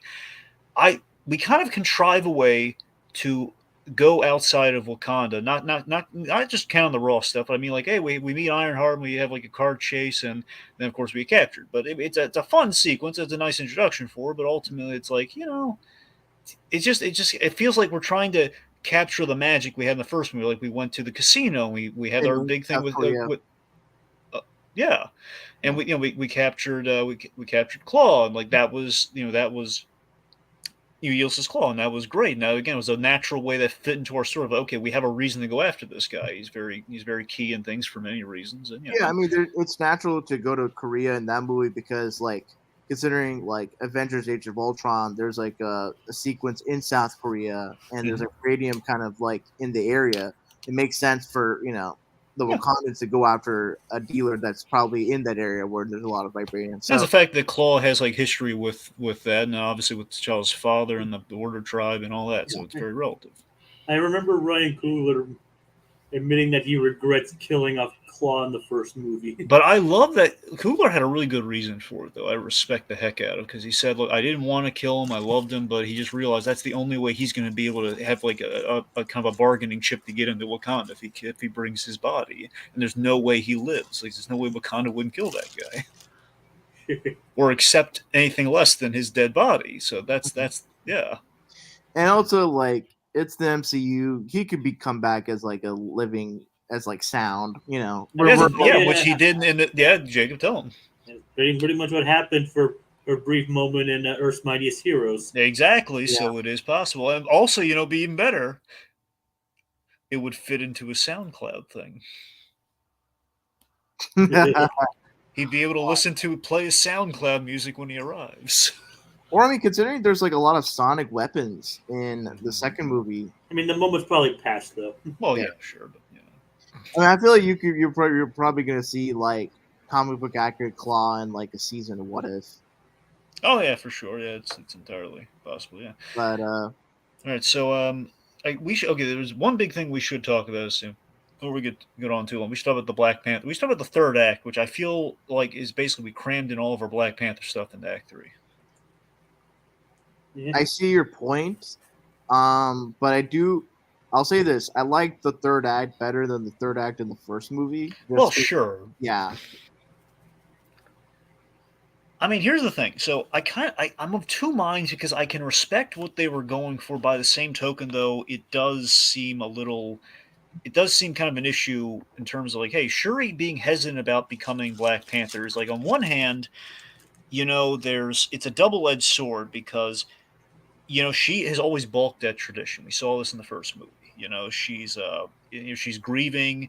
Killmonger did burn all the heart-shaped herbs, so there's a practical reason why she wouldn't become Black Panther. But then again, it opens up this problem for me. It opens up this thought for me. You have Falcon Cap. You have Sam Wilson, Captain America. And the big appeal for him is that he doesn't have the super soldier serum. And by that logic, wouldn't it be interesting if Shuri was Black Panther by Act 2, or at least possibly Black Panther by Act 2, and instead of having the herb, she kind of realized, no, I can't solve this thing. Like, I couldn't save my brother. I have to accept that. And what I'm going to do is I'm going to be the first. I'm going to compensate for not having the herb with technology, which is my strength, instead of being like a super strong, natural born fighter. I see what you mean. Yeah, because the thing is, like, the way she moves around is like, I mean, just because you have the powers of Black Panther, like, I would assume, like, T'Challa had to be trained. Yeah, I mean, he was. Like, We had saw him fight without training. the herb when he was fighting Umbaku. Yeah, or just the fact that like he must have been Black Panther for a while and had training to do not just the fighting but the acrobatics and all that stuff.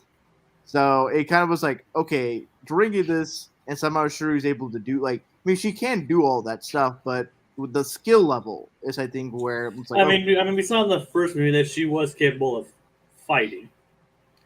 And to be fair, she did get her butt kicked a little during that fight. I'll give her that much in terms of, like, she did get impaled, and obviously there's a whole so. and you could argue the suit kind of helped her out a lot. Which, I don't buy that she was able to walk off that being impaled thing that easily.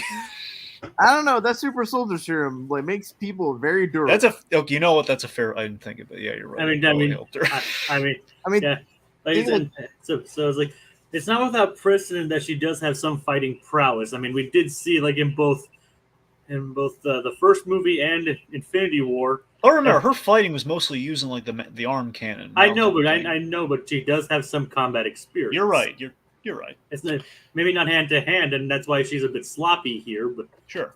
But yeah, I mean, if you note that, I did notice though that her fighting technique isn't actually as refined as like T'Challa's was. It is her first time suiting up too, so you got to give her points. And for being the first time, she did pretty well, especially against someone like Namor. I'm saying a movie called Black Panther: Wakanda Forever. I know, looking at it very clearly, Wakanda Forever is the italicized larger part of that title. I'm aware, but still, it feels like, man, we really shortchanged the Black Panther side of things. Did you think? I still don't think it's the last time we see Black Panther. I mean, it did say. Well, of course not. We're going to see her again. I mean, it did say Black Panther will return. Certainly. I'm just saying for this movie where it's just, I don't know, because there's a legacy of, again, as I said, I'm of two minds because I get the hesitancy and you're kind of building to it and kind of part of her arc. But again, a movie where Act 2, she gets kind of overshadowed by all these things going on. I think we lost focus on what I think maybe the crux of the movie should have been, that then Act 3 picks back up. It's the legacy factor, in which Act 3, it throws you a curveball that with the Killmonger thing. So the Killmonger thing, I feel, is held back by one specific moment in Act 1 where, hey, like when she's mourning with her mother, with Queen Ramonda, the whole the ceremonial burning of the clothes thing, it's like, I want the world to burn. Why do you want the world to burn, man? That doesn't track at all. And then, of course, then basically we have that in there to build into, okay, maybe she has something in common with Killmonger, which I struggle to buy because she had no scenes with Killmonger. The only thing that tracks with Killmonger is her motivations to want revenge. That's the only correlation she has with Killmonger. I think there is a connection. It wasn't a connection that came to mind immediately, but upon reflection, when that scene came up and like upon thinking about this movie after the fact, is the fact that both Killmonger and Shuri are not really strong adherents to tradition. Like, I think back to how Killmonger, like with regard to like the ceremonial fight, he says like, well, we don't need the whole nation, I just need him. Like, he didn't want to go to the whole ceremony. And when T'Challa comes back, it's like, oh, I'm still alive. It's like, yeah, I don't care about like. Exactly, he's bulking at basically. You're saying he too bulks at tradition. Yeah, and he's focused on what he wants out of and what he thinks Wakanda should be, the future of what Wakanda. Okay, that's a fair point. I didn't think about that either. That's good. Yeah, and can we just talk about like how well they kept that a secret? Like nobody expected anybody to see him in there. Jacob, it's a great surprise. By the same token, though, I think everyone knows they love him. Some people speculate he might have returned as Black Panther, which I think would have been really. But there was never like any like outright confirmation or like any widespread rumors about it. Like there was rumors about. I mean, there was a big rumor that Namor might have revived him because he was buried in the ocean. That was a theory. Like I said, it's not like as widespread as like other like big rumors or anything like that. It's like sure. It was great to see him. Yeah, I mean, it was like maybe we'll see him, maybe we won't. I was worried when he popped. I was like, oh man, hoping they don't try to redeem him. And then when he talked, I was like, oh, this is a great direction that they were going with. Like, he's basically like, sure, you expected to see his like, well, really, the Killmonger was like, you didn't expect to see your family like and take the heart-shaped herb. You didn't expect to see the ancestral plane. Like you just wanted to like get the power to get revenge. And the fact that like she wakes up in like the drowned throne room, with the purple. She's in the source of her vengeance, which Killmonger was as well with his father. She's like at the place. She's at the site of her mother's death, essentially. Which is, as was Killmonger back when he was Yeah, that's a good point. Now, here's the thing. Now, I'm not the first to bring this up, but I do really appreciate this because, again, as I was glowing about Civil War earlier, I do love in Act 3 the idea that, okay, Shuri, once she becomes Black Panther, she is kind of having a similar moment that T'Challa had, in which trying to avenge his father, in this case, avenge her mother, in which she's setting out to kill this man, but then realizes it's not the way to go. Speaking, you know what's interesting? Like for a moment when watching this the other day, I was actually wondering, I was like, maybe for a moment they actually would go back and just like digitally recast Chadwick or like use archival footage to talk to Shuri or something. I know there was that's the thing because they're building the anticipation if she's walking and you're seeing like I don't think that's Ramonda. I don't. Yeah. I guess I was wondering from was like could they like actually like use archival footage for Shuri for him or something? I mean that's the thing. Think about this. So Cobra Kai, they don't. There's aside from something they did in the very recent season, which I think is just more Yeah. I mean, did Marvel actually give did they actually give Marvel permission to use any archival stuff with Chadwick or anything? Well, like I think ultimately what they did when they used like a clip of him, I think is all stuff from the existing movies which they had permission to use. I'm sure. What I'm saying is did they have permission to use like other archival unused footage of him? Well, that I don't know. I don't. I mean, I don't know if the state allowed that or it's like that could have prevented that whole thing. I mean, possibly. So that's the thing. So regardless, like Cobra Kai is like a thing where they use basically all the footage, but they kind of edit in a really interesting way. So it was entirely. Basically that would be the only way you'd really probably be able to get Boseman back without doing a digital kind of recreation. Or maybe like I know in one of the seasons of Cobra Kai there was a scene that was a deleted scene from the first movie. Yeah, so they could have done stuff like that, but which again, as Jacob said, it's unclear legally how that would go. But then I think it's if they have the footage, they're able to use. I mean, I don't know. I'm saying is like digitally recreate them, like oh, I was like, it's like, kind of like doing kind of like what I mean is like for the scene where she's in the ancestral plane. I mean, she's not his ancestor, but it is a family member kind of thing. Like digitally recreate, like Grand Moff Tarkin, Luke Skywalker, yeah. That's what I mean. Like recreate his voice, recreate his voice and his face. No, they say like from the outset they're not going to do that. So. I was like, that's why I was wondering. Like for a moment, I was like, are they going to do it just for this scene? Or yeah. No, I think like how Killmonger was used was actually really perfect because he was kind of. I mean, ultimately, that was before I knew it was Killmonger. Yeah, no. Like I said, that's what I was saying. For a moment, I thought, like, could they be like recreating Chadwick for this just brief scene? I really appreciated Killmonger just kind of like. Don't get me wrong. I think Killmonger is a better option too. I'm just saying. No, but the scene itself is just great because like Killmonger is just like, oh, you just want like you're like he's basically just like really diminishing like the lives of Shuri's family members by saying it's like, oh, like your brother was weak and noble, and so was your mother, but your father got things done. He even killed his own brother. I know that was always the twisted, awesome thing about Black Panther is that my favorite bit of Chadwick Boseman's acting ever is just that moment in the first Black Panther where he says, "You were wrong, you were all wrong." It's like that. And I just love that we kind of he shouted to his father who he loved, just the hypocrisy that his father was a part of. That was one. In a way, he was also shouting to his ancestors as well. For their isolation. Exactly, which is great. Yeah, and so this is sort of where it's like in for T'Challa in the first Black Panther, it's all about like, oh, it's him shifting to where he recognizes the symptom. He recognizes the cause of Killmonger's plight, but disagrees with the diagnosis or treats said plight.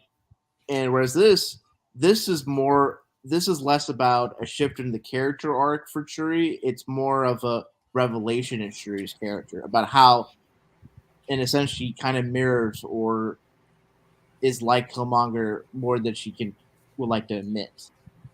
And when she wakes up and Like, it's interesting. It was kind of a ballsy move for her to just be initially revengeful for like several minutes in the third act. Yeah. Hmm. So, let's see. Oh yeah, right. So I love just in the fight with Namor. I love how we logically beat him. The whole idea of just drawing him out, and we put him in that little chamber, and then like it was on the desert essentially, and they're just kind of like they're kicking the crap out of each other. And of course, like my God, how brutal was that wing with the little ankle wing stab? Yeah. God. It's like a lot of blood. Oh, for sure, yeah. Yeah, Ultimately, like we fried him. Usually these Marvel movies don't show that much blood. Funnily enough, Yeah. but they actually did it in this one. yeah. I mean, usually because it's an MPAA thing, the MPAA has a thing against blood. Which is interesting because like the first Spider-Man, like Toby's face is super bloodied, Yeah. and then of that, so I figure like I think it's like gratuitous blood. yeah, no, I mean And funny thing is, like I've watched like behind the scenes stuff. It also depends on like the color of the blood, like how much blood there's. Like Yeah, like, there's a whole blood. Like you could spill gallons of blood, but as long as it's like green, it would still get like a PG-13. Yeah, it's like the cartoon logic. You can kill a robot in any horrific fashion you like because it's not human. You know? oh, so one random quibble. It's like when Shuri has her AI, and it's like her mom's like, oh, it's like I think AI is gonna take over the world, you know, with those. And we don't reference Ultron. Yeah. Well, although you could make the argument that Ultron, because the thing is that Ultron came into existence when Tony was examining the Mind Stone, Mm-hmm. and maybe depending upon Shuri, how much they know about what happened in that movie. It's probably in their opinion that's not really a true AI in the sense that like that really Ultron is just sort of like a sentience from the Mind Stone that like took form through like programming and is perceived as an AI, but isn't an AI in like the sense that they would understand it. You know what I mean? Yeah, I mean, yeah, but I don't think Shuri's gonna necessarily It's pay more it. it's more like an AI in the sense of Jarvis and Friday. Yeah, I guess. All right, sure. And also maybe Shuri's, and also probably it's a bit of like a character arc in that, or characterization of Shuri's part where like she's willing to like do stuff that would be dangerous, but she's confident enough in her abilities in that respect to like not have things go out of hand. Yeah. So you know what's interesting? So of course, when the big yield moment or Namor actually yields, and they kind of find a peaceful, kind of ultimately a peaceful solution versus like killing the guy and then basically being locked in probably eternal combat, or at the very least just killing this guy, but not being able to take that back.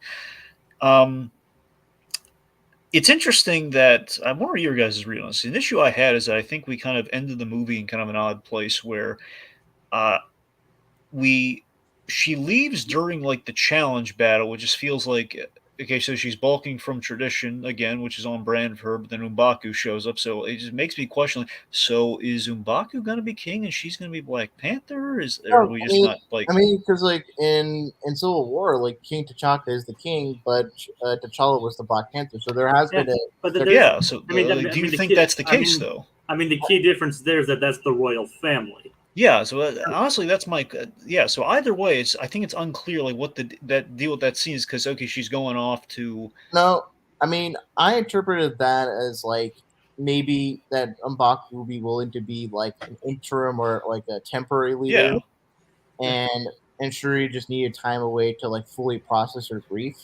Yeah, I just sure. It just feels like kind of like a random cut away from that. It's like, well, wait, what happened? What's the deal? Well, I mean.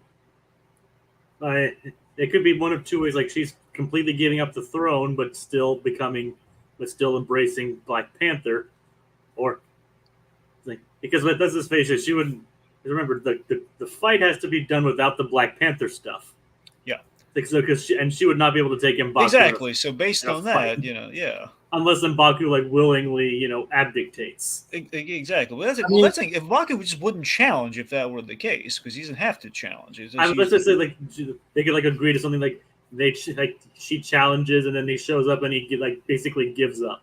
I mean, Viola Ramona says she's the queen, and she probably gets to decide how her succession was, and probably just delegated her like royalty or like the rule of Wakanda to M'Baku, and then whoever wants to challenge M'Baku does, and just focuses on being Black Panther, being the protector of Wakanda, but not being the ruler of it. Yeah, actually, wait a minute. Is the challenge for the Black Panther? Is the challenge for the throne? Because I think the challenge is actually for the Black Panther, not the throne. No, the thing is that like oftentimes throughout the history of Wakanda, but the ruler is often the Black Panther. Yes, often, yes.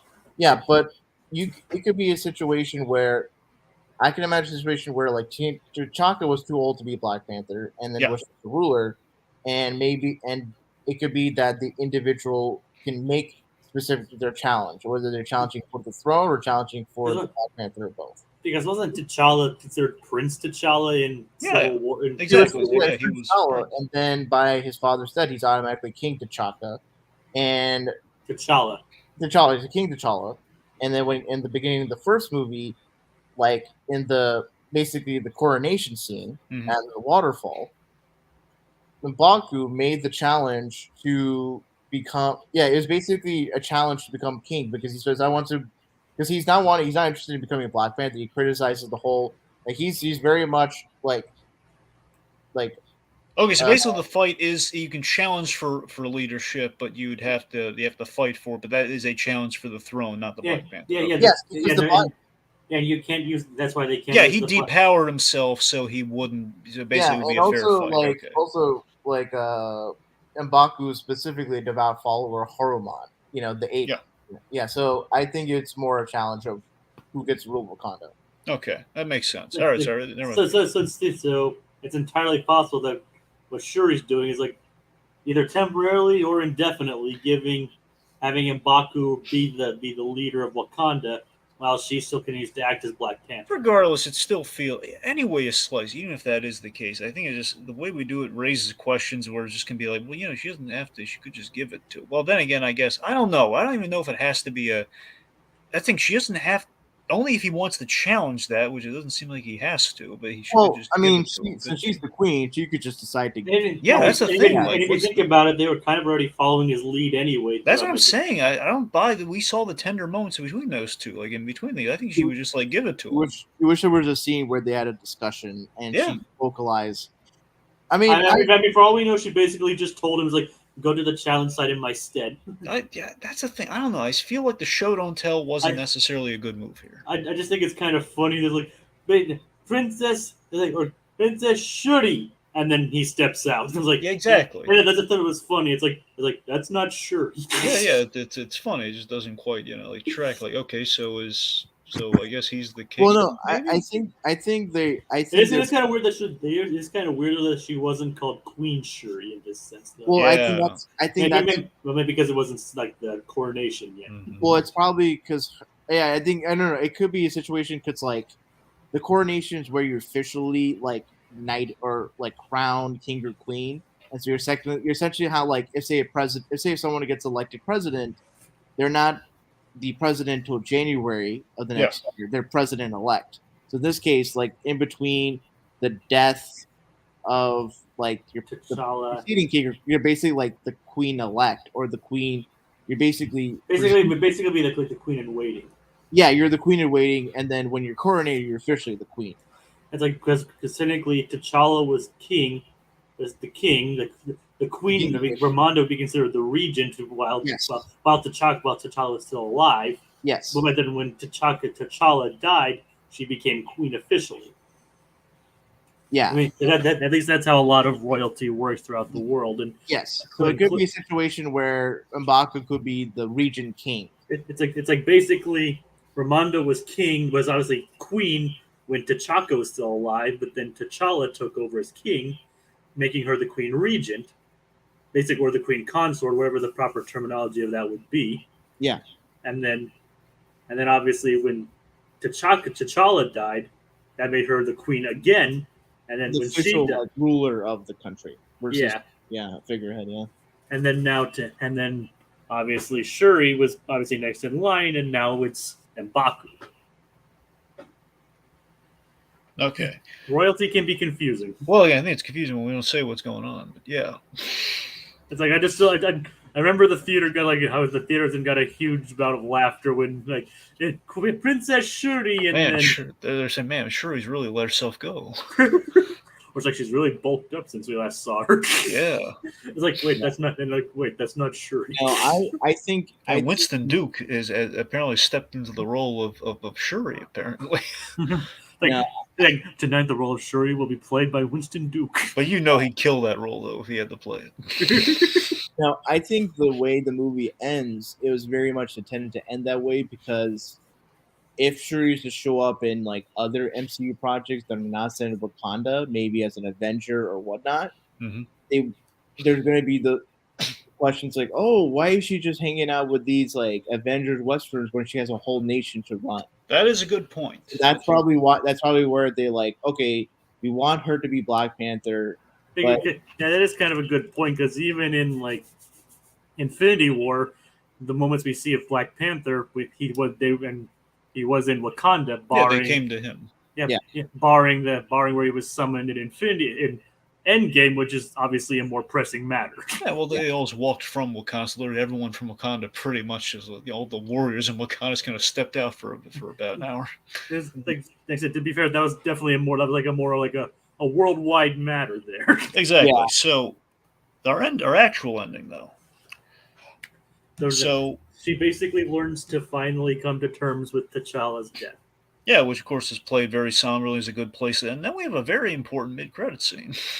We meet the new Prince T'Challa. So let me say something here. I didn't mention it earlier, but so Naki has always been a sore point with the Black Panther stuff for me because I feel Lupita Nyong'o is kind of a stunt casting thing in which, like, hey, good actress, didn't really do a lot in the Black Panther because I think she was overshadowed by all the great supporting cast. Not that she, obviously, great actress. It just feels like I don't think we quite utilized her outside of like the name. Like, of course, we have to put Lupita Nyong'o in this, and she's the love interest, and just doesn't really do much. I respectfully disagree because when you think about the first movie, like her point of view is the point of view that T'Challa embodies at the end of the movie. I mean, that's Killmonger was right, which really Nakia was right in that movie.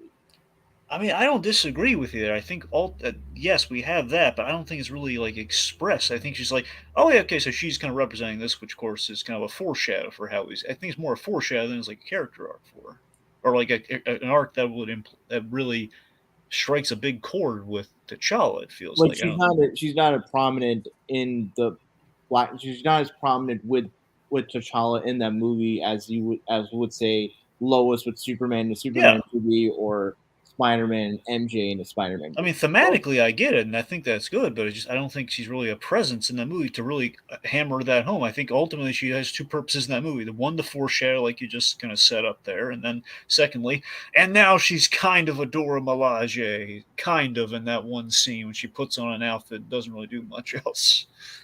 And now she's the mother of the prince. Now, and this is the thing, too. It always kind of bothered me, but again, I think we just kind of had to write ourselves out of a corner here where it's like, okay, so Lupita Nyong'o, great actress. Again, like it's unfortunately, it's a no-win situation because, like, hey, we want to do more with her because we didn't do enough with her in the first movie. The problem is, if we put her in any of the other stuff that Black Panther is in, she will get overshadowed even worse. So because of that, we don't really need her. We didn't really need her in those scenes outside of like a little there's a little cameo in the giant Endgame battle. Plus show, so that way she doesn't get overshadowed by anyone. What? She needs her own Disney Plus show. So that's the thing. It just feels like, there's no winning here because it's like, hey, there she is in the giant crowd scene.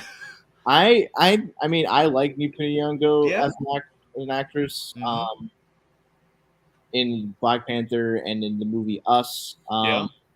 So I can see your point to a degree where I think she's just not like the flashiest character, so she doesn't stand out in the same way as like T'Challa, Killmonger, Shuri, Okoye, and Queen Ramona. Yeah, so like, but I think she is like has just a good. I think her scene with Queen Ramona was really good, especially her like emotionally reacting to like T'Challa's loss and her just being distanced from the family. I mean, that's the thing. We actually gave her stuff to do in this movie, sure, but I feel it was like ultimately Kind of, yeah. I mean, it felt like here's the thing: we had one scene in this movie where we actually saw her be a spy, and it was really good, and she was actually finding Shuri and everything. Yeah. And she's inadvertently the cause for Talokan's invasion.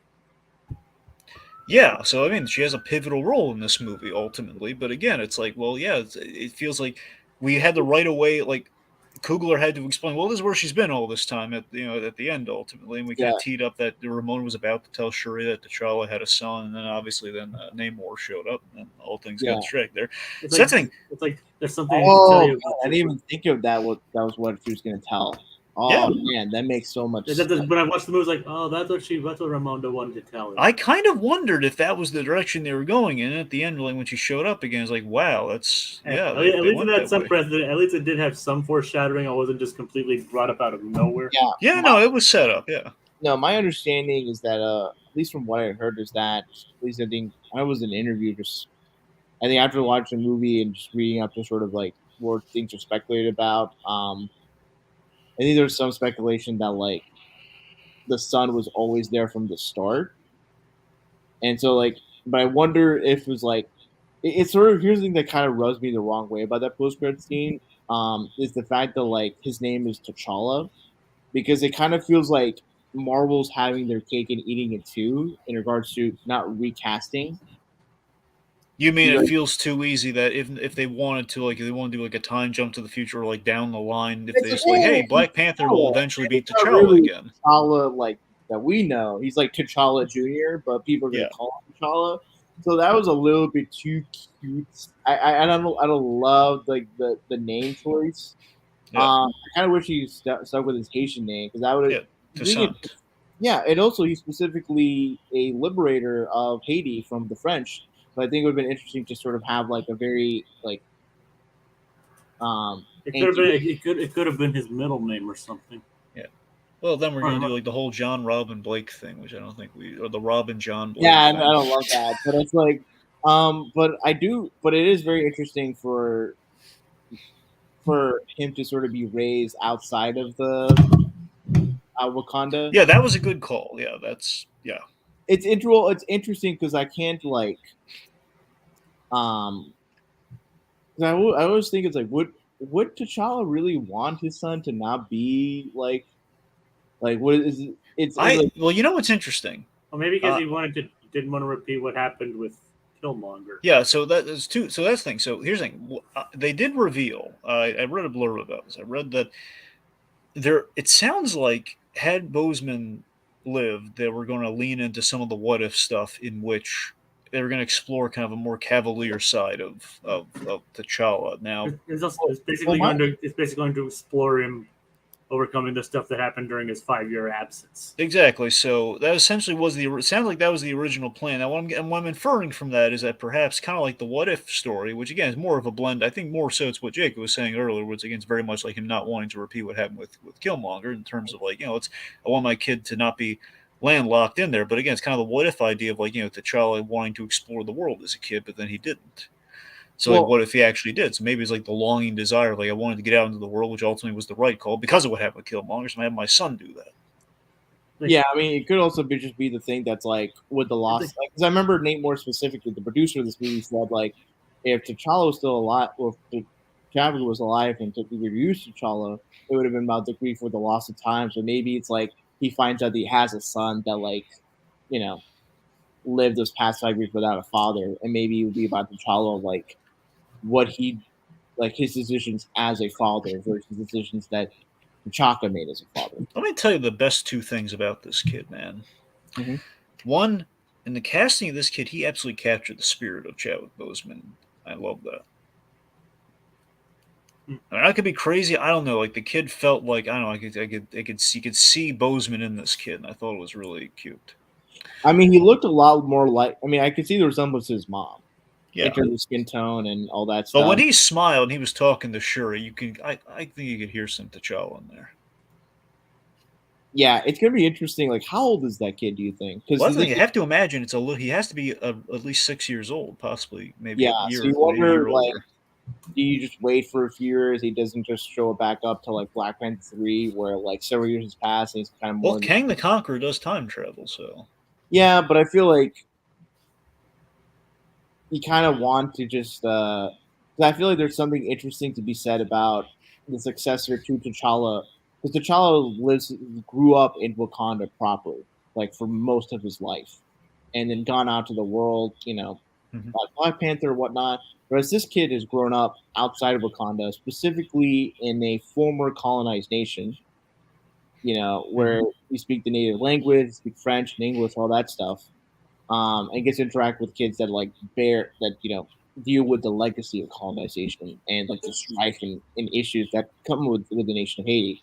So it's interesting, like once like would he just sort of be like the good he sort of be the good version of Killmonger when he comes into Wakanda. Yeah. And I think it's actually important because Nakia is the one raising him. Because as you may know, I don't know if you guys know about this, but in the movie, when they're looking at like blueprints, I think Ryan Coogler in an audio commentary said that oh, these are blueprints for a prison because Killmonger's mom was in prison at the time, and they're gonna break her out of prison. Huh. So he's an orphan from once his dad dies, and presumably his mom just dies in prison. So it's probably the case where it's this is Killmonger that has a support network that that does live in royalty, but isn't living in strife and all that stuff. Yeah. No, for sure. I mean, it's a good point about the whole he would be kind of like the ultimate mending of what happened with Killmonger in a sense, But I do. I love the comment from Kotsky Productions. I don't know if Jacob wants to put that up. Yeah, what is with Phase Forge and children? I think so. Here's sort of my take on that. I think the reason why there's such an emphasis on children is because in the real world, actors age, and so with that, I think the Marvel Cinematic Universe is kind of doing this interesting experiment Yep. where it's not wanting to be holding to the comic book tradition of time going slowly and characters kind of just being indefinite. And I think they're experimenting with the whole legacy and generational.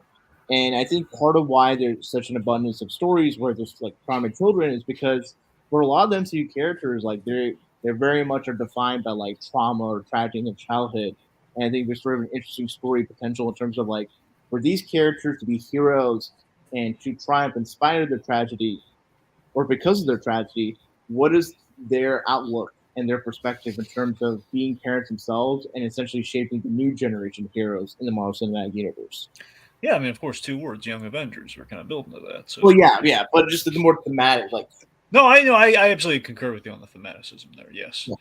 Also, the other thing too I want to mention about the kid is I do love that it very much mirrors real life with Chadwick Boseman, where he really kept his personal life on the down low, much like this whole secret kid thing. Where I don't believe Chadwick Boseman had children, but he had a wife. They never publicly mentioned he got married and everything. Yeah. So it kind of reminded me a little bit of that. Just kind of kept keeping his affairs private. So again, much like the real guy. Yeah, no, it'll be I'll be interested to see whenever he shows back up, what's the reaction to people of Wakanda, and even to probably the Avengers, and seeing this random kid who's Paula's son. Yeah, I guess you know what I think. Actually, now that I think about it, I think that's why they had Shuri made the synthetic herb, because then the kid's gonna be the one to once he's of age, drink the synthetic herb and become the new Black Panther at the Shuri. I mean, I tell you what, I think it'd be really cool if this young T'Challa met Miles Morales Spider-Man. Mm-hmm. What if he geeked out oh, it's so cool, Spider-Man? Or he calls him Ant-Man, but Are you Ant-Man? No, I'm Spider-Man. How is it that hard? Come on. Yeah, I think that's Thank you, Spider-Man. God, I want that to be a runner between those two guys. I want to see Spider-Man, Ant-Man, and right. Oh, by the way, speaking of which, we should mention this. He was mentioned in the CNN broadcast. Yes. So again, Ant-Man has been cashing in after Endgame because we know he has a podcast, which we mentioned in Miss Marvel. No. So I want to clarify. So that's been something that people talk about. He doesn't have a podcast, Ant-Man. He just showed up in an episode of a podcast called This Super Life. Wait, you sure he didn't host the podcast? No, I thought he had guests on it and everything. If you look at the image, it says on the top left. You know This American Life, right? Yeah. So the podcast is called This Super Life, or this this powered life, and the main thing is interview with Scott Lang. So there's a podcast in the MCU called This Powered Life, which is a play on This American Life, and the podcast host just did a lengthy interview with Scott Lang, where he reveals all the information, and in like leaked footage of the D23 trailer for Ant-Man and the Wasp: Quantumania, Scott has written a book travailing. Yeah, so that's which we name drop the book here. Jay, what's the book's name again? I have no idea. Well, I thought you were just about to mention it. It was the whole like it's Look Out for the Little Guy. Standing up for the little guy, right? Standing Up for the Little Guy, yes. Yeah. Or then it is Looking Out for the Little Guy. I don't know. The point being, it's the Little Guy book. Yeah. Regardless, it's I mean, but regardless, I do love the idea of a podcast in universe in the MCU in which they talk to superheroes. I think that's fantastic. And I was more jazzed about when it's like Ant-Man bringing in his celebrity friends and talking to them, kind of like. It'd be Kevin cool Smith. if Marvel made actual like podcast episodes where like actors are basically doing like essentially audio dramas, and they're acting in character and being interviewed by like maybe Christine Everhart is like the podcast host of This Powered Life. Did you see the behind the scenes interview for like kind of the in universe promotional stuff they did where Scott Lang is doing an interview with her? Yeah. No, I would have loved if she was in that role, and maybe like it'd be cool for like each subsequent like sequel, season 2 or whatever, where like MCU is established in the world, like where they do like a promotional like in universe interview. Mm-hmm. Like She-Hulk interviewed go on. Sorry. Go on. Like She-Hulk, Captain America, Sam Wilson. Sam Wilson would kill him on a podcast, man. He'd be great. Yeah. Bucky, not so much. Bucky would probably be kind of like dead fodder there. But, Sam Wilson, though. Yeah. Yeah. Anywho. But, fun ideas. Also, of course, cute little fun fact. Lake Bell, she was in the movie as one of the scientists, at least one of the surveyors, some of the CIA agent surveyors at the top of the movie who got attacked by the Takalowans, the Lokans. Connie. I know. It's like we have no idea what the proper plural is. It just really ticks me off that we couldn't just say Atlanteans because everyone and their mother knows Atlanteans. Well, I mean, I guess the MCU really just didn't want to invite the Aquaman. I know. I get why. It's just annoying, but yeah, it makes sense. And the whole Mesoamerican thing, we got to give it a name. So yeah. Anywho, guys, is there anything else you want to mention before we get out of here? I think we've kind of talked through a lot of it. I'd be very interested. It's interesting that this movie, that the first movie had a black, antagonist, and this movie has like a Latino antagonist. Who would our antagonist be for the third movie? I kind of wonder if it's like, because like the first movie is all about like the inner conflicts and conversations around black culture and the African diaspora, and the second movie was about like sort of the connections and similarities between the experience of colonization and imperialism on Africa and the diaspora versus, or in comparison with that of like the Mesoamerican, Latino diaspora, Central American, all that stuff. Would the third movie just have like a straight up like European, like colonial imperialist, or maybe just not even that, maybe just like a minority, like Dr. Doom, he's a Romani in the comics, Romani, and they're like a minority that's on the levels of being bigoted throughout all of Europe. So remember this. So one, it's a question if Coogler is going to end up directing, which it sounds like he is for a third movie. But that's one big thing that would determine like how much of a historical thing we're going to have in there. Also, kind of a quality issue. But beyond that, it's also a question. He was really possessive about Namor. Like there was talks like we want to work Namor into Multiverse of Madness for the Illuminati, but clearly he wanted to be very no. We got to keep him for the grounded version that I'm the kind of grounded historical kind of connect version that I'm doing here. Yeah. So he's very possessive about it seems like he's very possessive about the antagonist because given how well Michael B. Jordan turned out for for the first movie, it seems like he's gonna be really. So I don't know if he uses Dr. Doom, he's gonna have to be willing to share him with the Fantastic Four. So I can very much. I mean, considering Namor is still alive and like still part of and still ruling Talokan, still there, right? Well, I think he would be in the redemption kind of thing on the third movie. Wouldn't you think? Would it possibly be like it's going to be Wakanda and Talokan? Talokan, yeah. Talokan. So it's okay. So it is Talokan. All right, so Talokan. Yeah, it's not Wakanda. Talokan. Sorry, Wakanda and Talokan. Mhm. Going up, actually doing the kind of foreseen team up that he imagined against, against things. So either against a new superpower, or most likely, I'm just saying, if it would probably be like that foreseen team up going up against the state side of things. We'd see like the world we'd see the integration of Wakanda and kind of the states and the big issues that we've been brewing up in this movie. What if he goes up against Kang? No, I think knowing Coogler, I think either Doctor Doom to sort of make that like similar point about Doctor Doom being part of a particular class of persecuted individuals like the Romani, and making those comparisons. If not Doctor Doom, then probably just any particular like European imperialist, like because that's sort of the elevation, right? Because like the whole concern for Wakanda is like for the imperial forces to surround and attack them.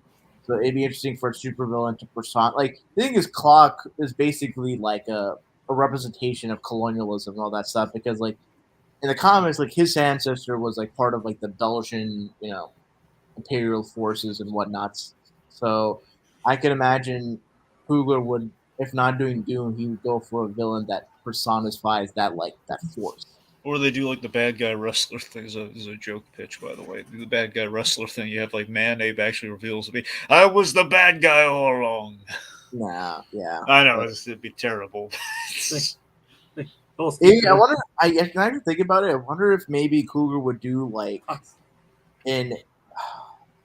I wonder if maybe he'll do something with like an Asian like supervillain, or like someone from Well, the Ten Rings have been reestablished. Yeah, so yeah, maybe, I don't think they're. Since they're under new leadership, I don't think they're going to be a necessarily evil. Well, that's the thing. We don't know what the deal is with the sister. I think you're right in that it's not going to be a villain thing, so probably not. But again, if she isn't on the side of angels, yeah. So, or maybe it could just be like a hidden world that's like very European influenced. I don't know, like I always feel like Coogler's kind of wanted to do like very culturally specific, villains that have parallels or have something that connect to like what he's saying with the African diaspora, with Wakanda and the Black Panther, mantle and role. So yeah, I just imagine that. I think maybe with the Miss Marvel connection, he could do something with India. Like a South Asian. Yeah, South Asia. Possibly. I mean, because India was obviously under British colonialism for a long time. Mm-hmm. So maybe there could be some connection. I mean, Shuri meeting Miss Marvel would be kind of cool. Yeah, I mean, they would probably hit it off. Yeah. Like I said, I'm not necessarily saying like specifically India, but something like that.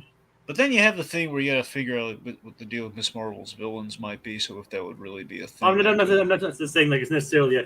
I'm not saying that it would necessarily be a crossover with Miss Marvel. I'm just saying, considering that they've introduced the whole Indian. Well, it's Pakistan. Yeah, Pakistani. It's South Asian culture. Like it's not like India, Pakistan, Sri Lanka, Nepal. Well, though to be fair, Pakistan was once part of India. Yeah, but. I mean, you know that probably better than any of us. But it's. I'm not trying to encroach or anything. No. Or it doesn't have to be South Asia. It could be the Middle East. Maybe. Oh, that's gonna be like I feel like Coogler is the only person that could like take someone of Middle Eastern origin, or like maybe from a land or area that's like Middle Eastern influence, and could do it very tastefully. I don't know. It feels like I think he could also reach into like Egypt potentially as well. Well, I mean. Egypt is like part of the Middle East and the culture. So it's still in Africa, but I mean, guys, I gotta be honest. It feels like we're gonna run out of material if we just keep going outside of. I don't know. Obviously, there's a lot of history to draw from, but it feels like just the direction we're going within these movies, particularly how this movie was. It seems like we're going stateside in the next one. That's what I think. I mean, that's entirely possible. Yeah, I think we're just gonna bring the Black Panther to the States, and because we. Or maybe have like an American theme. Yeah, that's what I'm saying. It feels like we're going to go American on this next one, given the fact that the states are kind of looking at them. Well, I mean, we kind of already had an American villain in the first movie. I think what Blue I Dragon. mean, yeah. I know technically Killmonger is of Wakandan descent. Well, not but- even that. It's just the fact that I think what Blue Dragon is, I think what he's trying to say is that like have a villain that's maybe themed around American history or culture. Or is that what you're saying, Blue Dragon? Or I mean, just, essentially, yes. We've been kind. It just feels like Maybe. between even what we have presented in both movies, we've been teeing up kind of an American thing, and it just feels like perhaps that or like we're a going to Western. fully, a Western thing. And we're gonna be fully diving into it by the third one because it feels like those are the themes we've kind of It could we be like- seeded with Killmonger, and we've been kind of gearing up with like there's kind of going to be a conflict in the second one. It feels like the conflict would be in the third one, It could which al- obviously parallels what's going on in the world today. It could theoretically almost be like almost a Winter Soldier thing and be another spy thriller. Exactly. Well, funny somewhat of a. What's funny, well, not funny. It's like in Reginald Hudlin's run on Black Panther. There's a story arc where there's like a bunch of like Western supervillains from like Western countries that are led by Claw to fully invade Wakanda. So maybe there's something to your point about like a full Western force, like maybe like different villains from like Western nations coming together to make a full invasion of Wakanda. I mean, plus again, at the fundamental level, it would just basically take T'Challa's kind of dreams, and it would basically put in the forefront here of like, can we redeem what happened to Killmonger? Can we can we kind of bring everyone together and like, is there like that sort of thing? Coxie has 2 more comments. All right. It's like okay, I'm just waiting for Guardians 3 being the first one. All right, we have a couple more movies for that to happen, but in the meantime, we will have the. Well, there's only one movie because there's Quantumania and then there's. I don't know if there's a movie in between that. Yeah, well, there's shows in between, but you're right though. It's like it's just going to be a Quantumania, it seems. At least unless anything else gets shifted, but yeah. Oh, there's also still a holiday special to wait for. Well, that's what I'm saying. We have the holiday special, and we have Secret Invasion. So then we have those 2, and then I don't know if there's anything beyond. And he also says maybe Black Panther is going to Europe. Yeah, it's a way to go. I mean, considering the French connection, sorry, no pun intended in that part. Considering the French influence or presence with the initial French mercenaries and with Nakia and T'Challa being in Haiti, it could be something of like maybe Black Panther goes to like the countries that had colonized Africa, like Great Britain and France, and maybe Belgium, or even going to African nations that have been impacted by colonialism. Yeah, who knows? Yeah. All right. Well, I think that about does it. I think we kind of summarized how we are on the film. Again, it's a little like yes. Basically, once we've got to the point of speculation, that's almost a good time to call it to a close. Well, because we can speculate for hours about things, but Maybe next time we'll speculate what kind of ice cream Namor likes.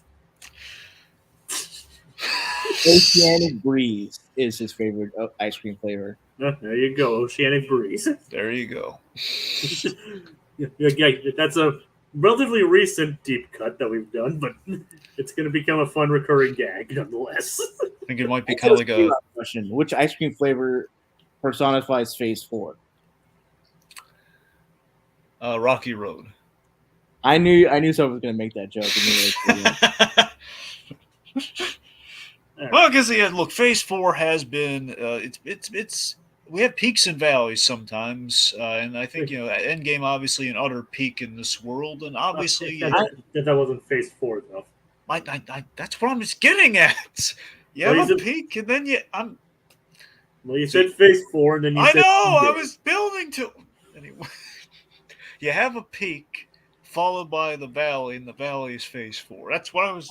I disagreed that Phase. I think it's not a complete valley. It's just you have divots, and there are rise and falls in Phase 4. I think that obviously the 2 best ones so far, in my opinion, are Shang-Chi and Spider-Man. Well, I'm saying I don't think we haven't beefed it with again, look, Eternals as a whole is kind of a different animal. I don't think that movie's bad. I'm just saying critic and consensus is usually in the black on that. But the point being, Phase 4 I don't think turned out as gloriously as we would have hoped, but it's kind of like an unavoidable thing given how well received Endgame was. There's going to be a little bit of a growing pains era. Also didn't help that like COVID just like grew a spanner. Yeah. Yeah, so And I of think course, he kind of bunched together all the Disney Plus shows. Obviously, there were a lot of hiccups in Phase 4. I think Phase 4 was kind of like a tryout phase with having both movies and TV shows. Yeah. That are We're expanding. trying to compensate, which led to some experimentation, which led to varying results. Yeah, and I think with Phase 5, I think Phase 5 and 6 are going to be better in the long term because they're like COVID is not going to be a factor in terms of like messing with productions. Two, I think Marvel's probably received the reception to how the TV shows have been made, good and bad, and We're doing the specials now, which seems to be a good so step. Right? so there's more experimentation, but I think it's like you have basically like three different. There's a learning curve. Yeah. So I think we call it the awkward phase. Yeah, Phase 4 is like the learning curve, and like, okay, we tried something radically different, so we don't repeat ourselves from the past 3 phases, and it's led to results, which hopefully we will kind of calibrate. No, yeah. I think Phase 4 will be appreciated, if not for being an entirely great phase. It would be a phase in which like Marvel's learning to try new things, and it's the Jackson Pollock phase. I don't know if Jackson Pollock. Was Jackson Pollock the one where we throw like stuff against the wall, or is that pure like the black light? Well, I would say I feel like a best comparison is like a sports team. It's like you had like a sports dynasty for like a decade or so. Yeah. But to answer your question, Dragon, yes, Jackson Pollock was the one who threw paint at the pan. Yeah, that's what I was going for. Yeah, and then most of the big players leave, and so you have these new fresh players with these new fresh characters, and you're starting from scratch and building up to like a dynasty level team. So I think literally in this case, Kang Dynasty. I walk around that one, but I really think like come Phase 5 and 6 when you have, especially with Daredevil Born Again being 18 episodes and with the influx of special presentations as well as Disney Plus shows in 6 or 9 episodes. It feels like we're having more of a plan, which we had for Phase 3, which was kind of lacking from Phase 4, it seems. There was a video that someone made about like why you think the Phase 4 is wrong, and his point was that there is a focus. It's just not plot focus. There's just a focus on a thematic or function, which is like experimentation and expansion. And Phase 4 has been the most expansive of like that's the thing. Phase 4 is all about character introductions. That's what like passing torches and introducing characters and setting things up. So Phase 4 has been the setup phase. With different in different roles. It's essentially a new Phase 1. Yeah.